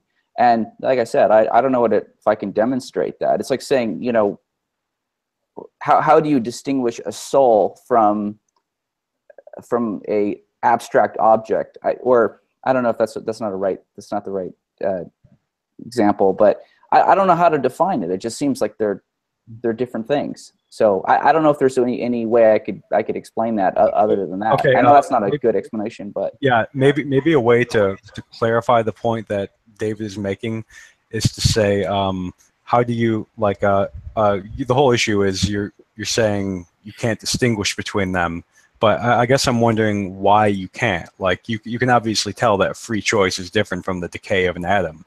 So the fact that they're both indeterminate, that means that you can't distinguish between them. Is that more or less what you're saying, Joe? No, my issue the idea is that you'd have to point to a relevant difference. So, like, it presumably wouldn't be what he's not tracking is the fact that, well, one of the subatomic particle is much smaller than you are, or something. That wouldn't be the difference between. That wouldn't be the relevant difference between the two cases. So you'd be looking for a relevant difference, one that provides some kind of intelligible distinction between libertarian free acts and randomness. Yeah, wouldn't it just be something like David is an agent and the subatomic particle is not? I mean, it turns on what an agent is, isn't it? I would also disagree with the statement that acts of free will are indeterminate. I think that's pretty demonstrably false in the sense that the acts of free will themselves are determined by your preferences. Now maybe you'll say your preferences are indeterminate, and that maybe is a little more debatable, but the acts themselves are definitely determined by preference. If they weren't, then you would have acts of evil or good or whatever happening at the same ratio. You would have some sort of probability. Well, how is it free will then? Yeah, like compatibilism versus, like, if you're a compatibilist, I guess it works, but like I don't know if like a libertarian agent-centered sense of free will makes sense if it's all going to be reduced to your Yeah, a libertarian would want to say that keeping even like your preferences, values, everything fixed up to the time. Yeah. No, I'm a libertarian choice, perhaps. I'm not a libertarian insofar as humans, but okay. Yeah, I'm a compatibilist, but so I mean, I think we obviously have external inputs. We have our past to consider. We have different things that influence our decisions. I think that kind of breaks down when it goes to God. So I think maybe God may in fact be libertarian in his free will. We may not know how that works, and for me that doesn't really matter. Even if it's not libertarian free will, even if, let's say, those desires are necessary, on the basis of his attributes, that's fine. Then contingency, as we know it, would just be hypothetical necessity versus God's absolute necessity. But so it really doesn't matter to me whether or not there's contingency. Yeah, well, some sort of hypothetical necessity. I think it's just a matter of perspective. I think that's all well and good in terms of the conversation topic, but I think there are ethical implications of that which are horrifying. But whatever. Well, I think what AJ's getting at is a more concessive response than what Ochiwawa I think was going for, because the reply that AJ was giving is one in which you have a necessitarian view, but you can make sense of relations of dependency and things of that kind. And compatibilist picture, humans will differ from God in that our choices are a function of past events or whatever, bracketing out things like God's values and desires and so forth. There's nothing that compels God to act in one way or another. So to that extent, God is free in a way that we aren't. But that's perfectly in line with the necessitarian picture. I think what Ochiwawa was saying is that even supposing you had those desires, let's say you had desires to A, but you end up doing B instead. I think what Ochiwawa was saying is that we don't need an explanation for this further fact. Why you did B rather than A, or why you did A rather than B. It seems to me like someone who has a conception, who wants to point to some form of free will that's given to us by God. They want to say there's a reason why God gave us this ability to choose between A or B. Usually it has to do with moral choices, right? And so if that's the case, if it does have to do with moral choices, then it seems like the theist does want to say, there's a reason why someone would choose A over B, and maybe it has to do with divine command theory or something like that. It has to do with moral dispositions that a theist should have, not that this choice ultimately is random, right? That seems to fly in the face of this idea that we're given this ability to choose by God, and in some instances we're given this ability in order to make moral decisions. Real quick though, I want to make sure that, I don't know if this is what you were implying, but as someone who affirms libertarian free will, I don't think it's proper to say that a free decision is random, because indeterministic and random are not the same thing, it seems to me.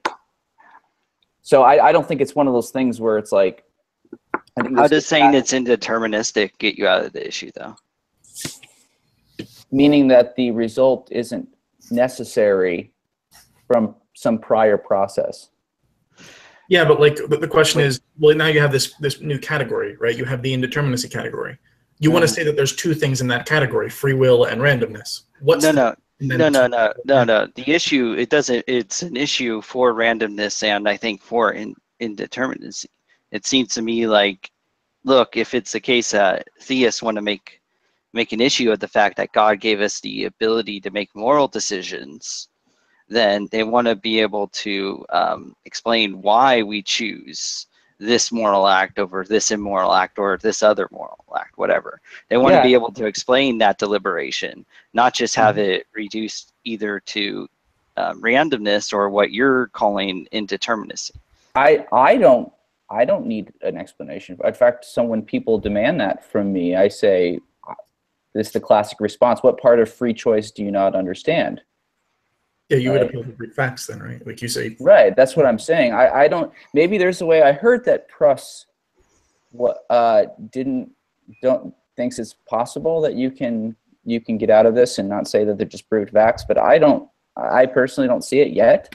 Maybe if I'm ever presented that. But that I don't. But again, I think this gets back to whether or not you hold this part of the PSR, this version of the PSR that's this broad. Every true fact has an explanation rather than existing things. And I know modals says that they're the same thing. I don't see them as the same thing, and maybe someone could. No, I'm not saying they're the same thing, but I just think it's gerrymandering to demand explanation of. Well, there's two things. One, I think it's controversial to say that there is this clean distinction between states of affairs and beings.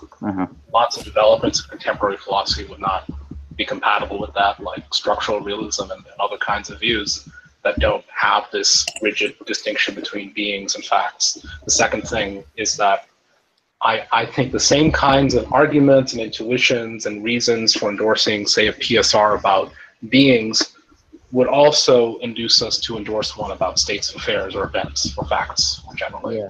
We don't want them to just happen for no reason either. If tomorrow the sun just suddenly teleports towards the center of the galaxy, we're not going to be like, oh, I guess that just happened. Well, we don't need an explanation for that. No one's going to. That's a good point. We want a reason why that happened as well, even though nothing came into existence or passed out of existence. Deja vu. Yeah, this was actually an area that, so preparing for this discussion, I kind of read a couple chapters of Philosophical Foundations, you know, the relevant chapters, and something that Craig said was that there can be some brute facts, and now that David has started talking about this, I realize that he must have had free will in mind. And you know, as a compatibilist, I wouldn't necessarily share that view, which is why I've kind of stayed out of the free will thing. But yeah, I do wonder if like maybe we could summarize all propositions, including like even entities. Like take the existence of God. The existence of God can be summarized into the proposition that God exists. And you could do the same thing with free choices, like a proposition about a certain free choice. And I guess like when you look at like this list of propositions, it seems difficult to say one needs justification and another doesn't. What do you think? AJ or David, what do you guys think? So what was the question? Okay, so you have this list of propositions, right? Okay. One of the propositions would be God exists. Another would be John freely chose to do A over B. Why would A need a reason? You know, being the necessity of God's existence, but the second one wouldn't need a reason. Like why is it that proposition involving free choices doesn't need justification, but every other sort of proposition does? It seems to me the answer to that would be definitionally in free choice. Okay.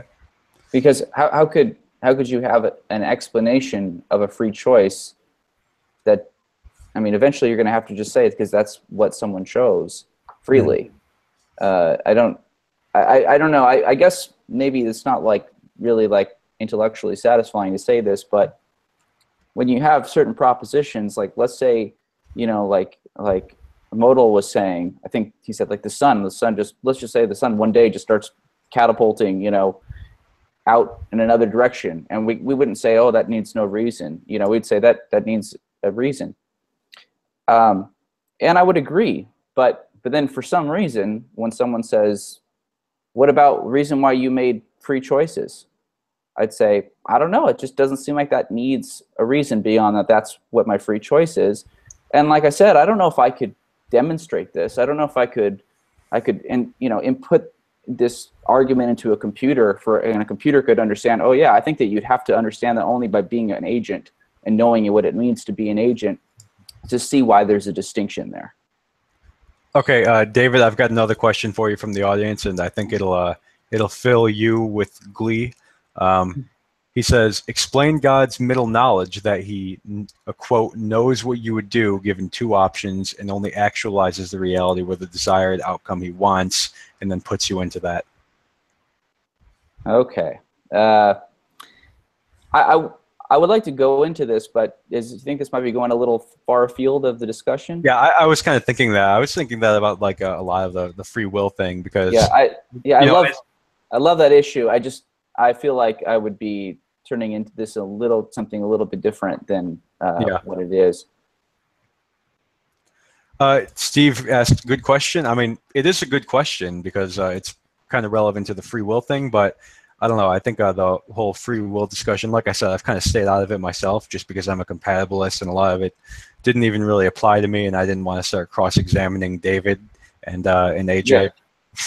Yeah. So yeah, I don't know. I don't think we do want to get into the whole Molinism thing, but maybe we can do that another time. Okay, here's something else kind of related to what we've been talking about.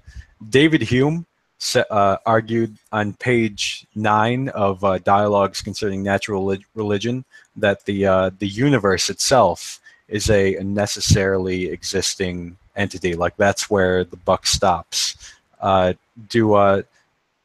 of all, I'll ask AJ if he thinks that's a good explanation. Then we'll get some interaction with the atheists here.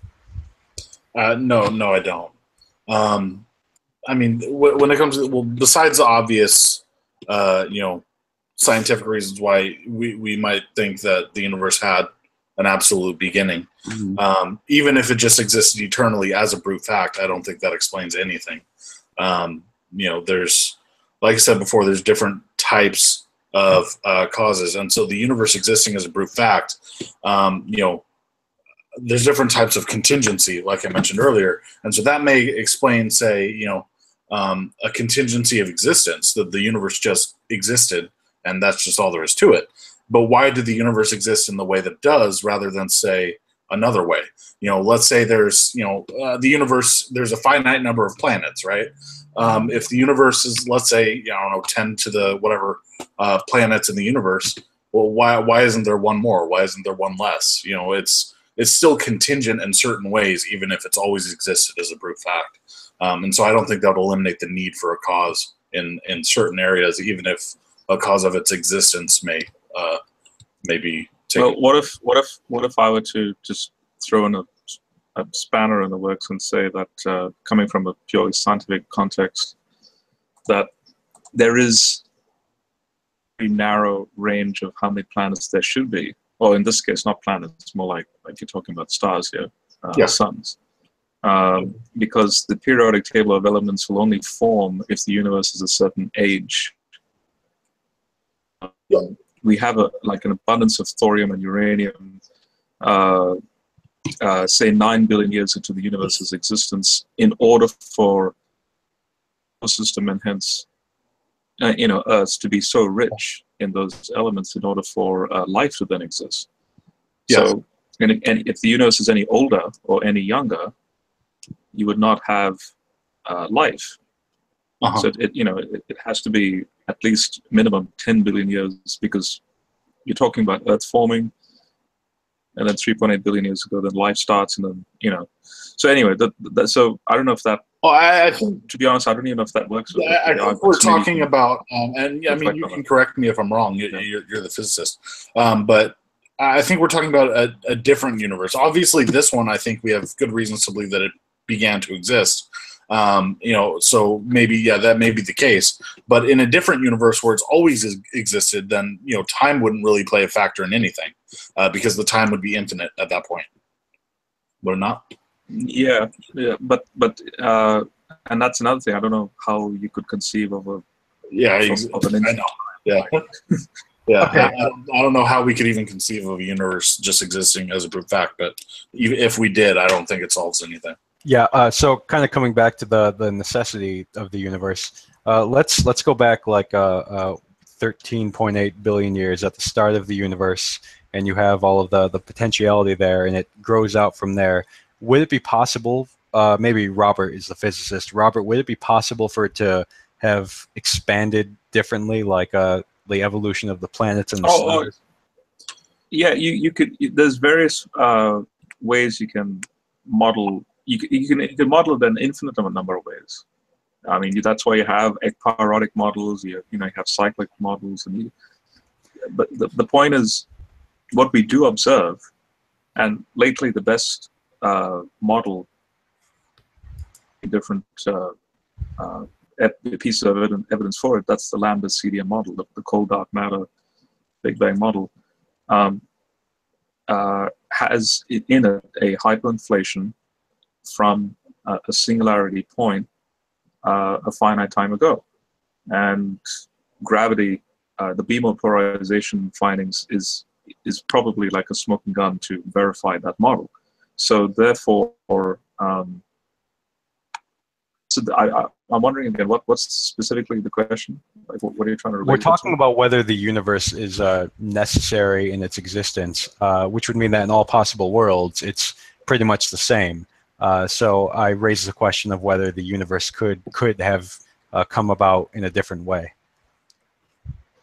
Oh, right. That's a model question. I don't think. I don't think the model can even answer that question. All the model's saying is, this is just the way it has happened, and that's it.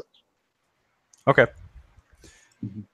I would say it's also, let's say that we found out that the universe existed, eternally, which I would agree with General Han Solo. I don't know what the actual name is, but I would agree that I can't even really conceive of that being the case. But even if that was the case, then we would have to distinguish, whether it's some type of like, hypothetical, necessity or an absolute necessity.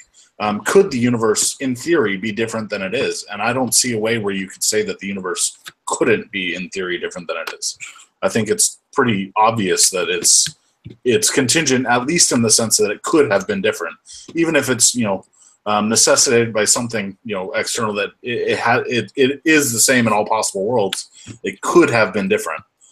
So even if it is necessary, I think it would be hypothetically necessary, not absolutely necessary. Yeah, like just think of a universe that doesn't have any concrete objects. Like there doesn't seem anything incoherent about that idea. But I kind of want to get to some of the atheists because it's been all Christians for the last few minutes. So, Modal, you have anything to add?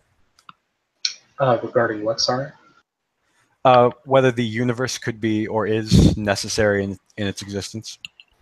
Well, I'm a necessitarian, so I think it is. You think it is? Okay. What do you think of the kind of counter arguments that we've given that there doesn't seem anything incoherent about the idea of concrete objects not existing, or the universe, or some planet not existing, something like that? What do you think? Well, I would say two things. One, I think necessitarianism is supported by independent arguments like from the PSR and other sorts of things. So my reasons for supporting necessitarianism would outweigh any kind of contravening reasons of that kind. And secondly, I don't think consistency or conceivability has much at all to do with metaphysical possibility. So just because you can imagine or conceive, presumably, a world where, say, no concrete objects exist, that's not evidence, as I take it to be, that such a world is possible. Yeah, but could you think of anything that's incoherent about that? Like, I can't think of any reason that it wouldn't be possible. He's saying that incoherence does not imply possibility. He's saying that coherence. Oh. Coherence doesn't imply possibility. Oh, okay. I get what you're saying. He's making a claim of modal epistemology. Like the way we don't know that something is possible merely because it's consistent. At least metaphysically, I suppose. Like you could say that it's like if you take on the broadly versus narrowly logically possible. I guess I don't really get that. Like I don't see how it wouldn't at least be possible if it's consistent. Like if you're taking possibility to be some kind of objective, mind-independent phenomenon, it's not really clear to me why conceivability would have much at all to do with it. Just because you can imagine the world can be a different way doesn't mean that the world could be that way. Yeah, but it's not just about what I can imagine, right? It's about like what seems to be coherent. And if it's coherent, then I don't see how it wouldn't be possible in like the philosophical sense. There's a distinction between logical possibility and metaphysical possibility. That's the issue, I think. Oh, go ahead. You're explaining it. Go ahead. Logical possibility has to do with, right, like, there's two types of logical possibility, but one of them reduces to metaphysical possibility. What's called narrow logical possibility or just logical possibility is just that, like, actually, there's nothing inconsistent. Something is narrowly logically possible if there is no explicit I think what Richard and I are thinking of is logical possibility, but I was interested in knowing how modal fatalist distinguishes between that, just logical possibility, and metaphysical possibility. Well, I mean, I'm a necessitarian, so I mean, in a certain sense, possibility isn't that interesting of a distinction to make because it's not different from actuality or necessity. Like, possibility is only something that's introduced as an interesting notion. We're talking about counterfactual states of affairs or unrealized possibility. But I don't think there is any unrealized possibility. So in a certain sense, it's not really a distinction I would introduce. At least in the literature, metaphysical possibility, I think, is considered to be a primitive in the sense that it's possibility simplicator. The metaphor is that it's a way the world could be. And that's something over and above just recognizing that some sentence or some concept is consistent. Someone can recognize that, say, this concept, a unicorn, is consistent. There's no logical contradiction or logical demonstration to contradiction that you can get from just looking at this concept of a unicorn. But that's not the same thing as saying that the world could genuinely be that way in some sense. To say that, I think, is to confuse consistency with possibility, supposing that possibility is this mind-independent objective phenomenon that people treat metaphysical possibility to be. Yeah, yeah, modal. Maybe you can explain this to me because the way that you said it, maybe I'm a little unclear. I guess I don't really understand how, like you said, there's no unrealized possibility. So then, and maybe this might sound a little simplistic, and if it is, then you can correct me. Then how could you have like? Oh, he left. Oh, sorry, never mind. Oh no, modal's still here. Yeah. Okay, so modal. Before you went to this debate, you had the possibility of not going, like not joining this debate. Are you saying that that was impossible? Yeah, I don't think it's possible. But it clearly is. Like that. Well, I mean, it might be epistemically possible, like in the sense that I can't rule it out, given my current state of knowledge, but that's not the same thing as possibility. Yeah, I guess on the face of it, it just seems kind of absurd. Like me raising my hand up right now. You can't see I have my camera off. Me raising my hand up versus choosing to snap my fingers as a demonstration of that point. Like I guess I don't see why at all that would be impossible. Yeah, well, so again, just there's the claim that you raised your hand up and snapped your fingers. Versus the claim that you didn't. Both of those claims are consistent, so they're logically possible. But the question is, are they possible simpliciter? Are they metaphysically possible, if you prefer? And yeah, I mean, I get that. I do get that. Like the modal epistemological question, the question of how we know things about metaphysical possibility is this: why are we allowed to? Like you're presupposing that we can infer from the logical possibility metaphysical possibility. You're saying that because those two statements are consistent, then that they're both logically possible, then they're metaphysically possible. The question, we're skeptical of that inference. Why are we allowed to make that inference? That's your burden of proof, not ours. No, I do get what you're saying, but still, I mean, I think a lot of people would be able to sympathize with that kind of thing where, you know, it doesn't seem like it would be impossible. Well, I don't know. Now I'm just kind of repeating myself. I'll let AJ. AJ, you have anything to add? You want to jump in? I mean, not really. I mean, it's ultimately. I mean, it may just come down to ultimately just a difference in opinion on some fundamental issues. But I don't see anything really inconsistent with what he's saying. I mean, obviously, you know. We do have, there's certain types of things, and I think, you know, maybe you have a different understanding of this modal or you know, Frank, but there's different types of things. For instance, you know, let's say I have a coffee on the table. It has certain potentialities that exist. So let's say, you know, it could potentially, you know, I could knock it over. It could sit and get cool. I could drink it, whatever. It has certain possibilities. But then there's other things that aren't inherently possible. You know, it can't, you know, turn into a dragon and fly away or something like that. So I would say these potentialities aren't exactly nothing, in that there's something that connects them to actuality in a way that, say, turning into a dragon and flying away isn't connected to actuality in terms of the coffee. So, I mean, would you say there's no such thing as potentiality at all? That, you know, this type of thing. I mean, at the very least, even if you believe that, you know, things are determined, you know, hypothetically, that, you know, the cup was always going to say spill, or the cup was always going to get cold, or something of that nature. You know, at least the fact that, you know, we know that getting cold is an inherent possibility in coffee. Even if this particular coffee, say, wouldn't get cold, we've seen coffee get cold. You know, it's at least a distinct possibility in that nature.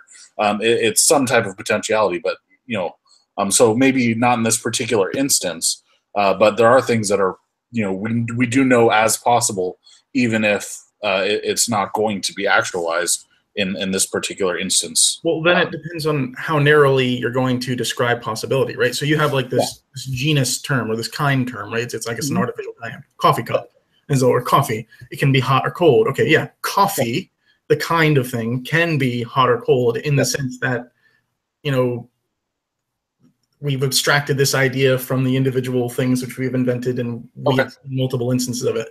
But then the thing is, those it depends on your view of universals. Are you a conceptualist? If so, then it doesn't matter. But then you can still be. I can still say that.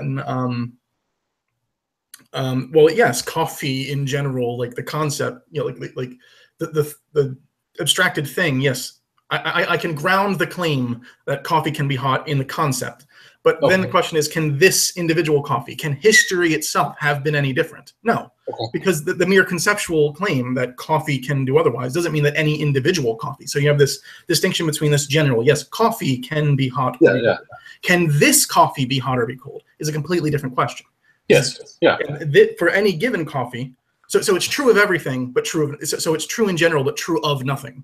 Right, so it's well, I guess my question. I'm just trying to understand your position better. My question would be: let's say because we know that, you know, in general, this abstract coffee can be both hot and cold. Obviously, this particular coffee, only one thing's going to happen to it.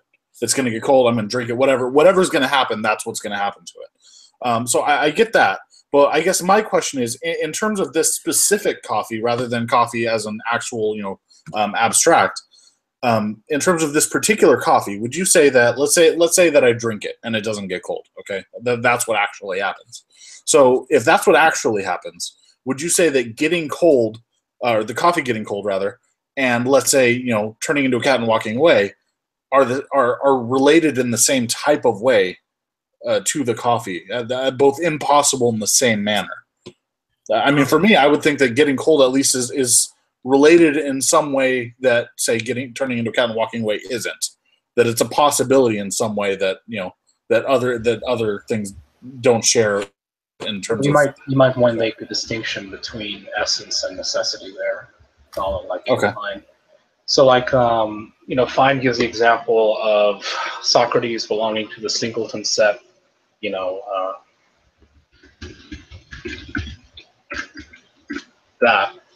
that's a property he possesses in every possible world or whatever.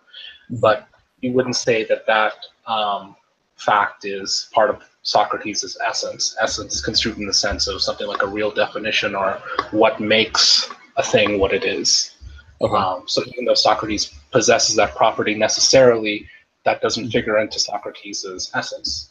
So maybe you could likewise say it's not part of the essence of any individual bit of coffee that it is hot or cold. That fact is going to be explained by a conglomeration of other facts, so like particular causal factors and all kinds of things that conspire together to make this particular coffee cold. Even though it's necessary, we wouldn't say that it's essential to the coffee.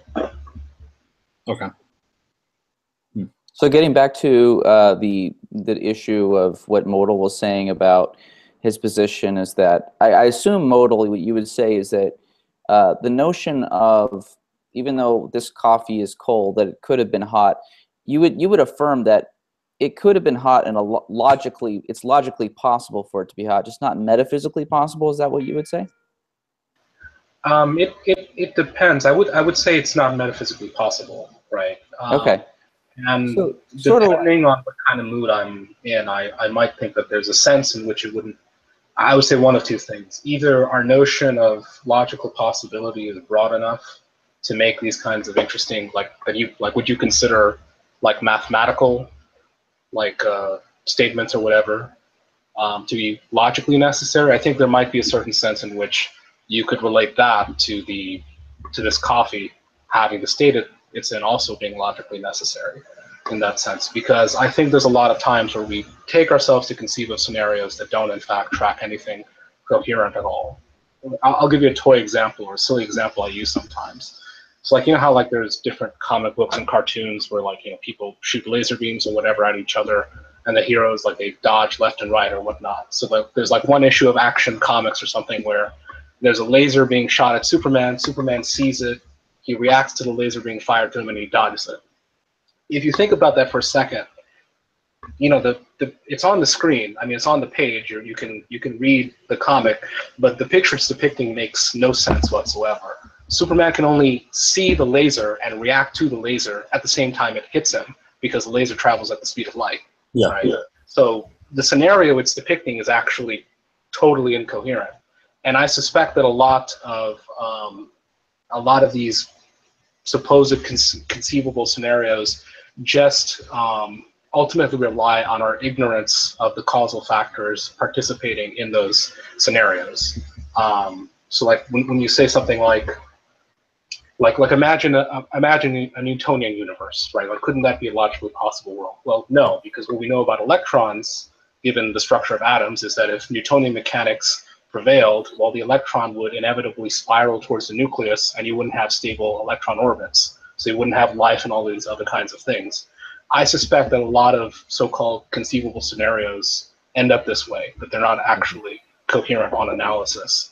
So I would say two things. One, I don't think the mere consistency or the logical possibility of them is any evidence of metaphysical possibility. And two, I don't think it's clear. I don't think it's even clear that they're logically possible to begin with.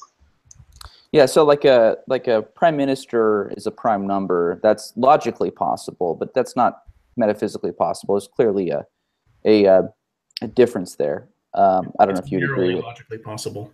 Hey, What was that? I want to let Ochiwawa jump in. He said something in the side chat. I don't know if he has anything to add. No, it's far off topic by this Oh, point. okay, yeah. So, sorry, go ahead. But I think if you notice that one of the things that every time I speak, I think every time I've spoken, I've said the term "it seems to me." I have a pretty high view of intuition in the sense that I'm willing to bet that if Modal were to walk me through all of his arguments as to why he's a necessitarian, I might not be able to point out why the arguments are false, but I'm probably going to come to a point where the arguments being sound is less obvious to me than the reality that things are not, in fact, that there really are other possibilities. So I think that we're probably at an impasse there. I don't, maybe we're just our personality or something like that. It seems very obvious to me that things really could be different. And that, say, when I make decisions, just my decisions are not necessary. And yeah, I think it's just a conceptual confusion there. Modal, I think you're tracking something there that's real and makes sense, but it's not metaphysical possibility. Yeah, Modal, I'd like to ask you something, and I don't want you to think I'm trying to stump you with this question because I'm sure you have some sort of answer for it. How do you make sense of moral responsibility? Because, you know, within this framework, if everything is just like if it literally can't be any different, then how can you condemn somebody for some action? You're a compatibilist. How do you make sense of it? Sorry. I was wondering the same thing, Richard.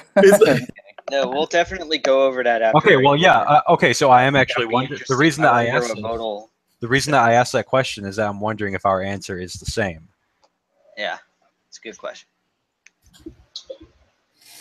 Well, I mean, this, I think, would get us into some territory that I think is going to be more confusing than helpful, but I'll give it a shot. Okay. My view is a combination of various views. One is something like Fisher's view of reason responsiveness, I think reason's explanation plays a significant role in assigning responsibility or praiseworthiness or blameworthiness to an act. So, you know, someone acts in accord with reasons. Another component to my view would be sourcehood, in the sense that the person is, in some sense, the relevant cause of the act, in some sense. So like in the consequence argument or whatever, like the idea is supposed to be that if you fixed events all the way back to the Big Bang, then you would fix events now or something. And I think there's all kinds of issues with the consequence argument, but I think one thing that the consequence argument kind of glides over is that in one's acting in a certain way, you are in fact you are the reason why that event is brought about. And if we thought about it counterfactually, if you removed yourself from that scenario, like supposing, then you wouldn't have the effect either. So in that sense, one is the source of the act. And I could elaborate on that because I'm sure there's all kinds of questions we have there. And I guess the third component of my view would be some kind of view about powers or dispositions more broadly. I am a necessitarian, so I don't think there's any metaphysical possibility besides actuality. I don't think, at least tenselessly construed, there's any unrealized possibilities. I do think that there are unexercised powers. So I would say, for instance, even though necessarily I won't do it, I have the power to, in some sense, to, you know, raise my arm at this particular time. But it's necessarily the case that I don't exercise that power, because I don't take powers to be tied to or reducible to possibility claims. I take powers to be something primitive in an Aristotelian sense. So I would say that there is a sense in which I think my view accommodates something, an analog of the ability to do otherwise. I just don't analyze ability as something like pertaining to metaphysical possibility. It's something more primitive than possibility. How is that different than unactualized potential? Like in the Aristotelian sense? Well, you're saying that I might have the power to do that. It seems to me to be the same thing as an unactualized potential. And you said you denied that, right? I said I denied unrealized possibility. Oh, okay. Well, what about unactualized potential?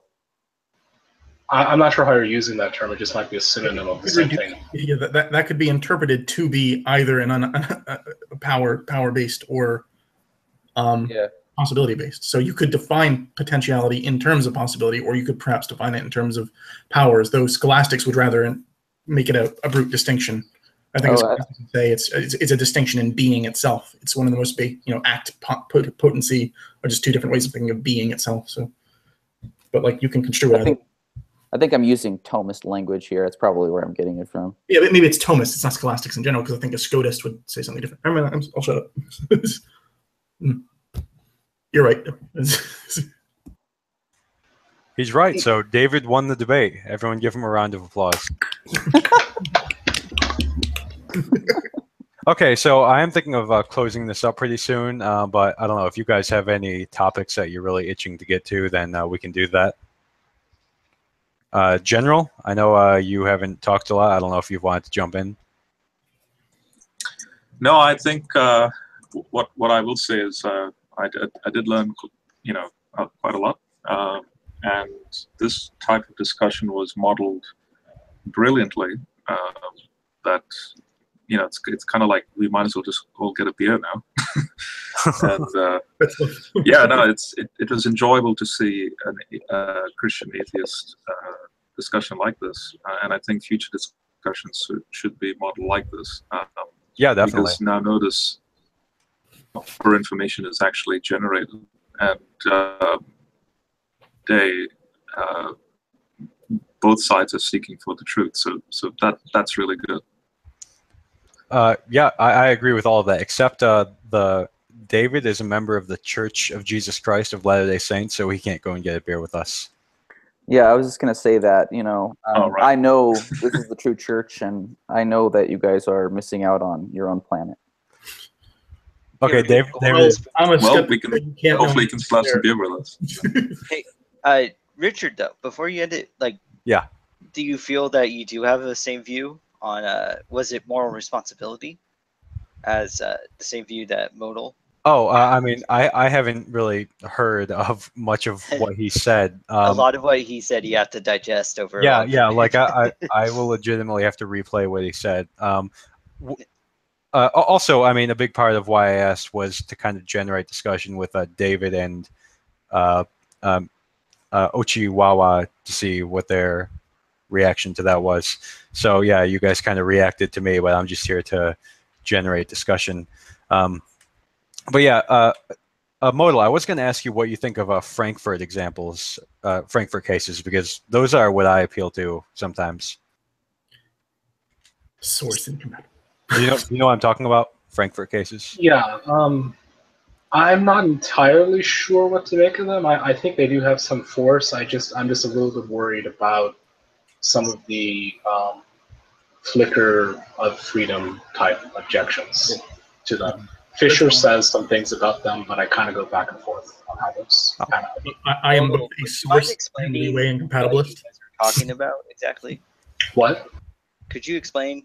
A Frankfurt case is the basic example is like this: you are in a voting booth and you're going to either vote for Trump or not, right? Mm-hmm. But unbeknownst to you, a Trump supporter has put an electrode in your brain, so that if you choose to vote for anybody but Trump, he will press the electrode, and you will stop that choice, and you'll go to Trump. But if you choose Trump naturally, he will not press the electrode. He'll just naturally let you choose it.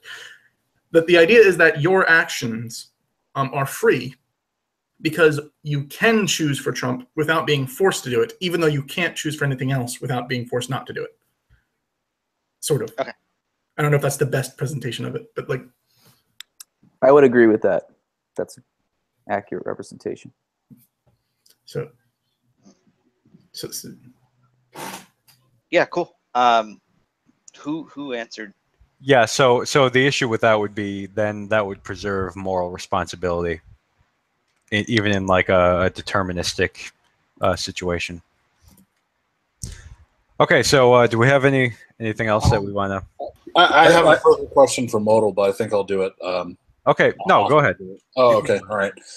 Yeah, you were talking about possibility in terms of power rather than sheer possibility, and that you think you're a necessitarian. My question would be this: in certain instances, like let's say right now, my shirt is gray, right? So you would say that it had to be gray. It was that's necessitated by the order of things or whatever. But my question is this: obviously, there's a possibility in the sense that a shirt, say, could have been blue or whatever color, but the shirt doesn't have any power to be blue. So that would you see that as something different? Because that's not exactly a possibility in terms of power then. So how would you Well, I mean, they would be in terms of powers of natural substances, so that might be like powers pertaining to the actual manufacturing. So you're not talking about actual power. Got it. All right. I was just process or whatever. Yeah. All right. Okay, yeah, we're losing viewers now. We're down to like half of what we started with. So I think now is a good time to close.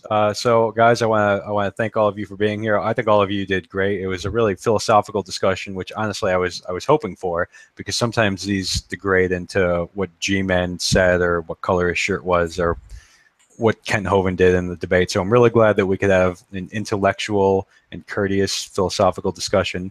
And I'm glad that Modal joined especially, and because he brought a really interesting perspective, brought up some things I'd never heard before. And all my friends I personally invited, thanks guys for coming on, and all you atheists who joined from the GDC, Ochiwawa, and thanks to everyone for watching in the audience. And I will close with something very substantial. I'll close with this. Oh, the depths of the riches, both the wisdom and the knowledge of God, how unsearchable are his judgments and unfathomable his ways. For who has known the mind of the Lord, or who has become his counselor, or who was first given to him that it might be paid back to him again? For from him and through him and to him are all things. To him be the glory forever and ever. Amen.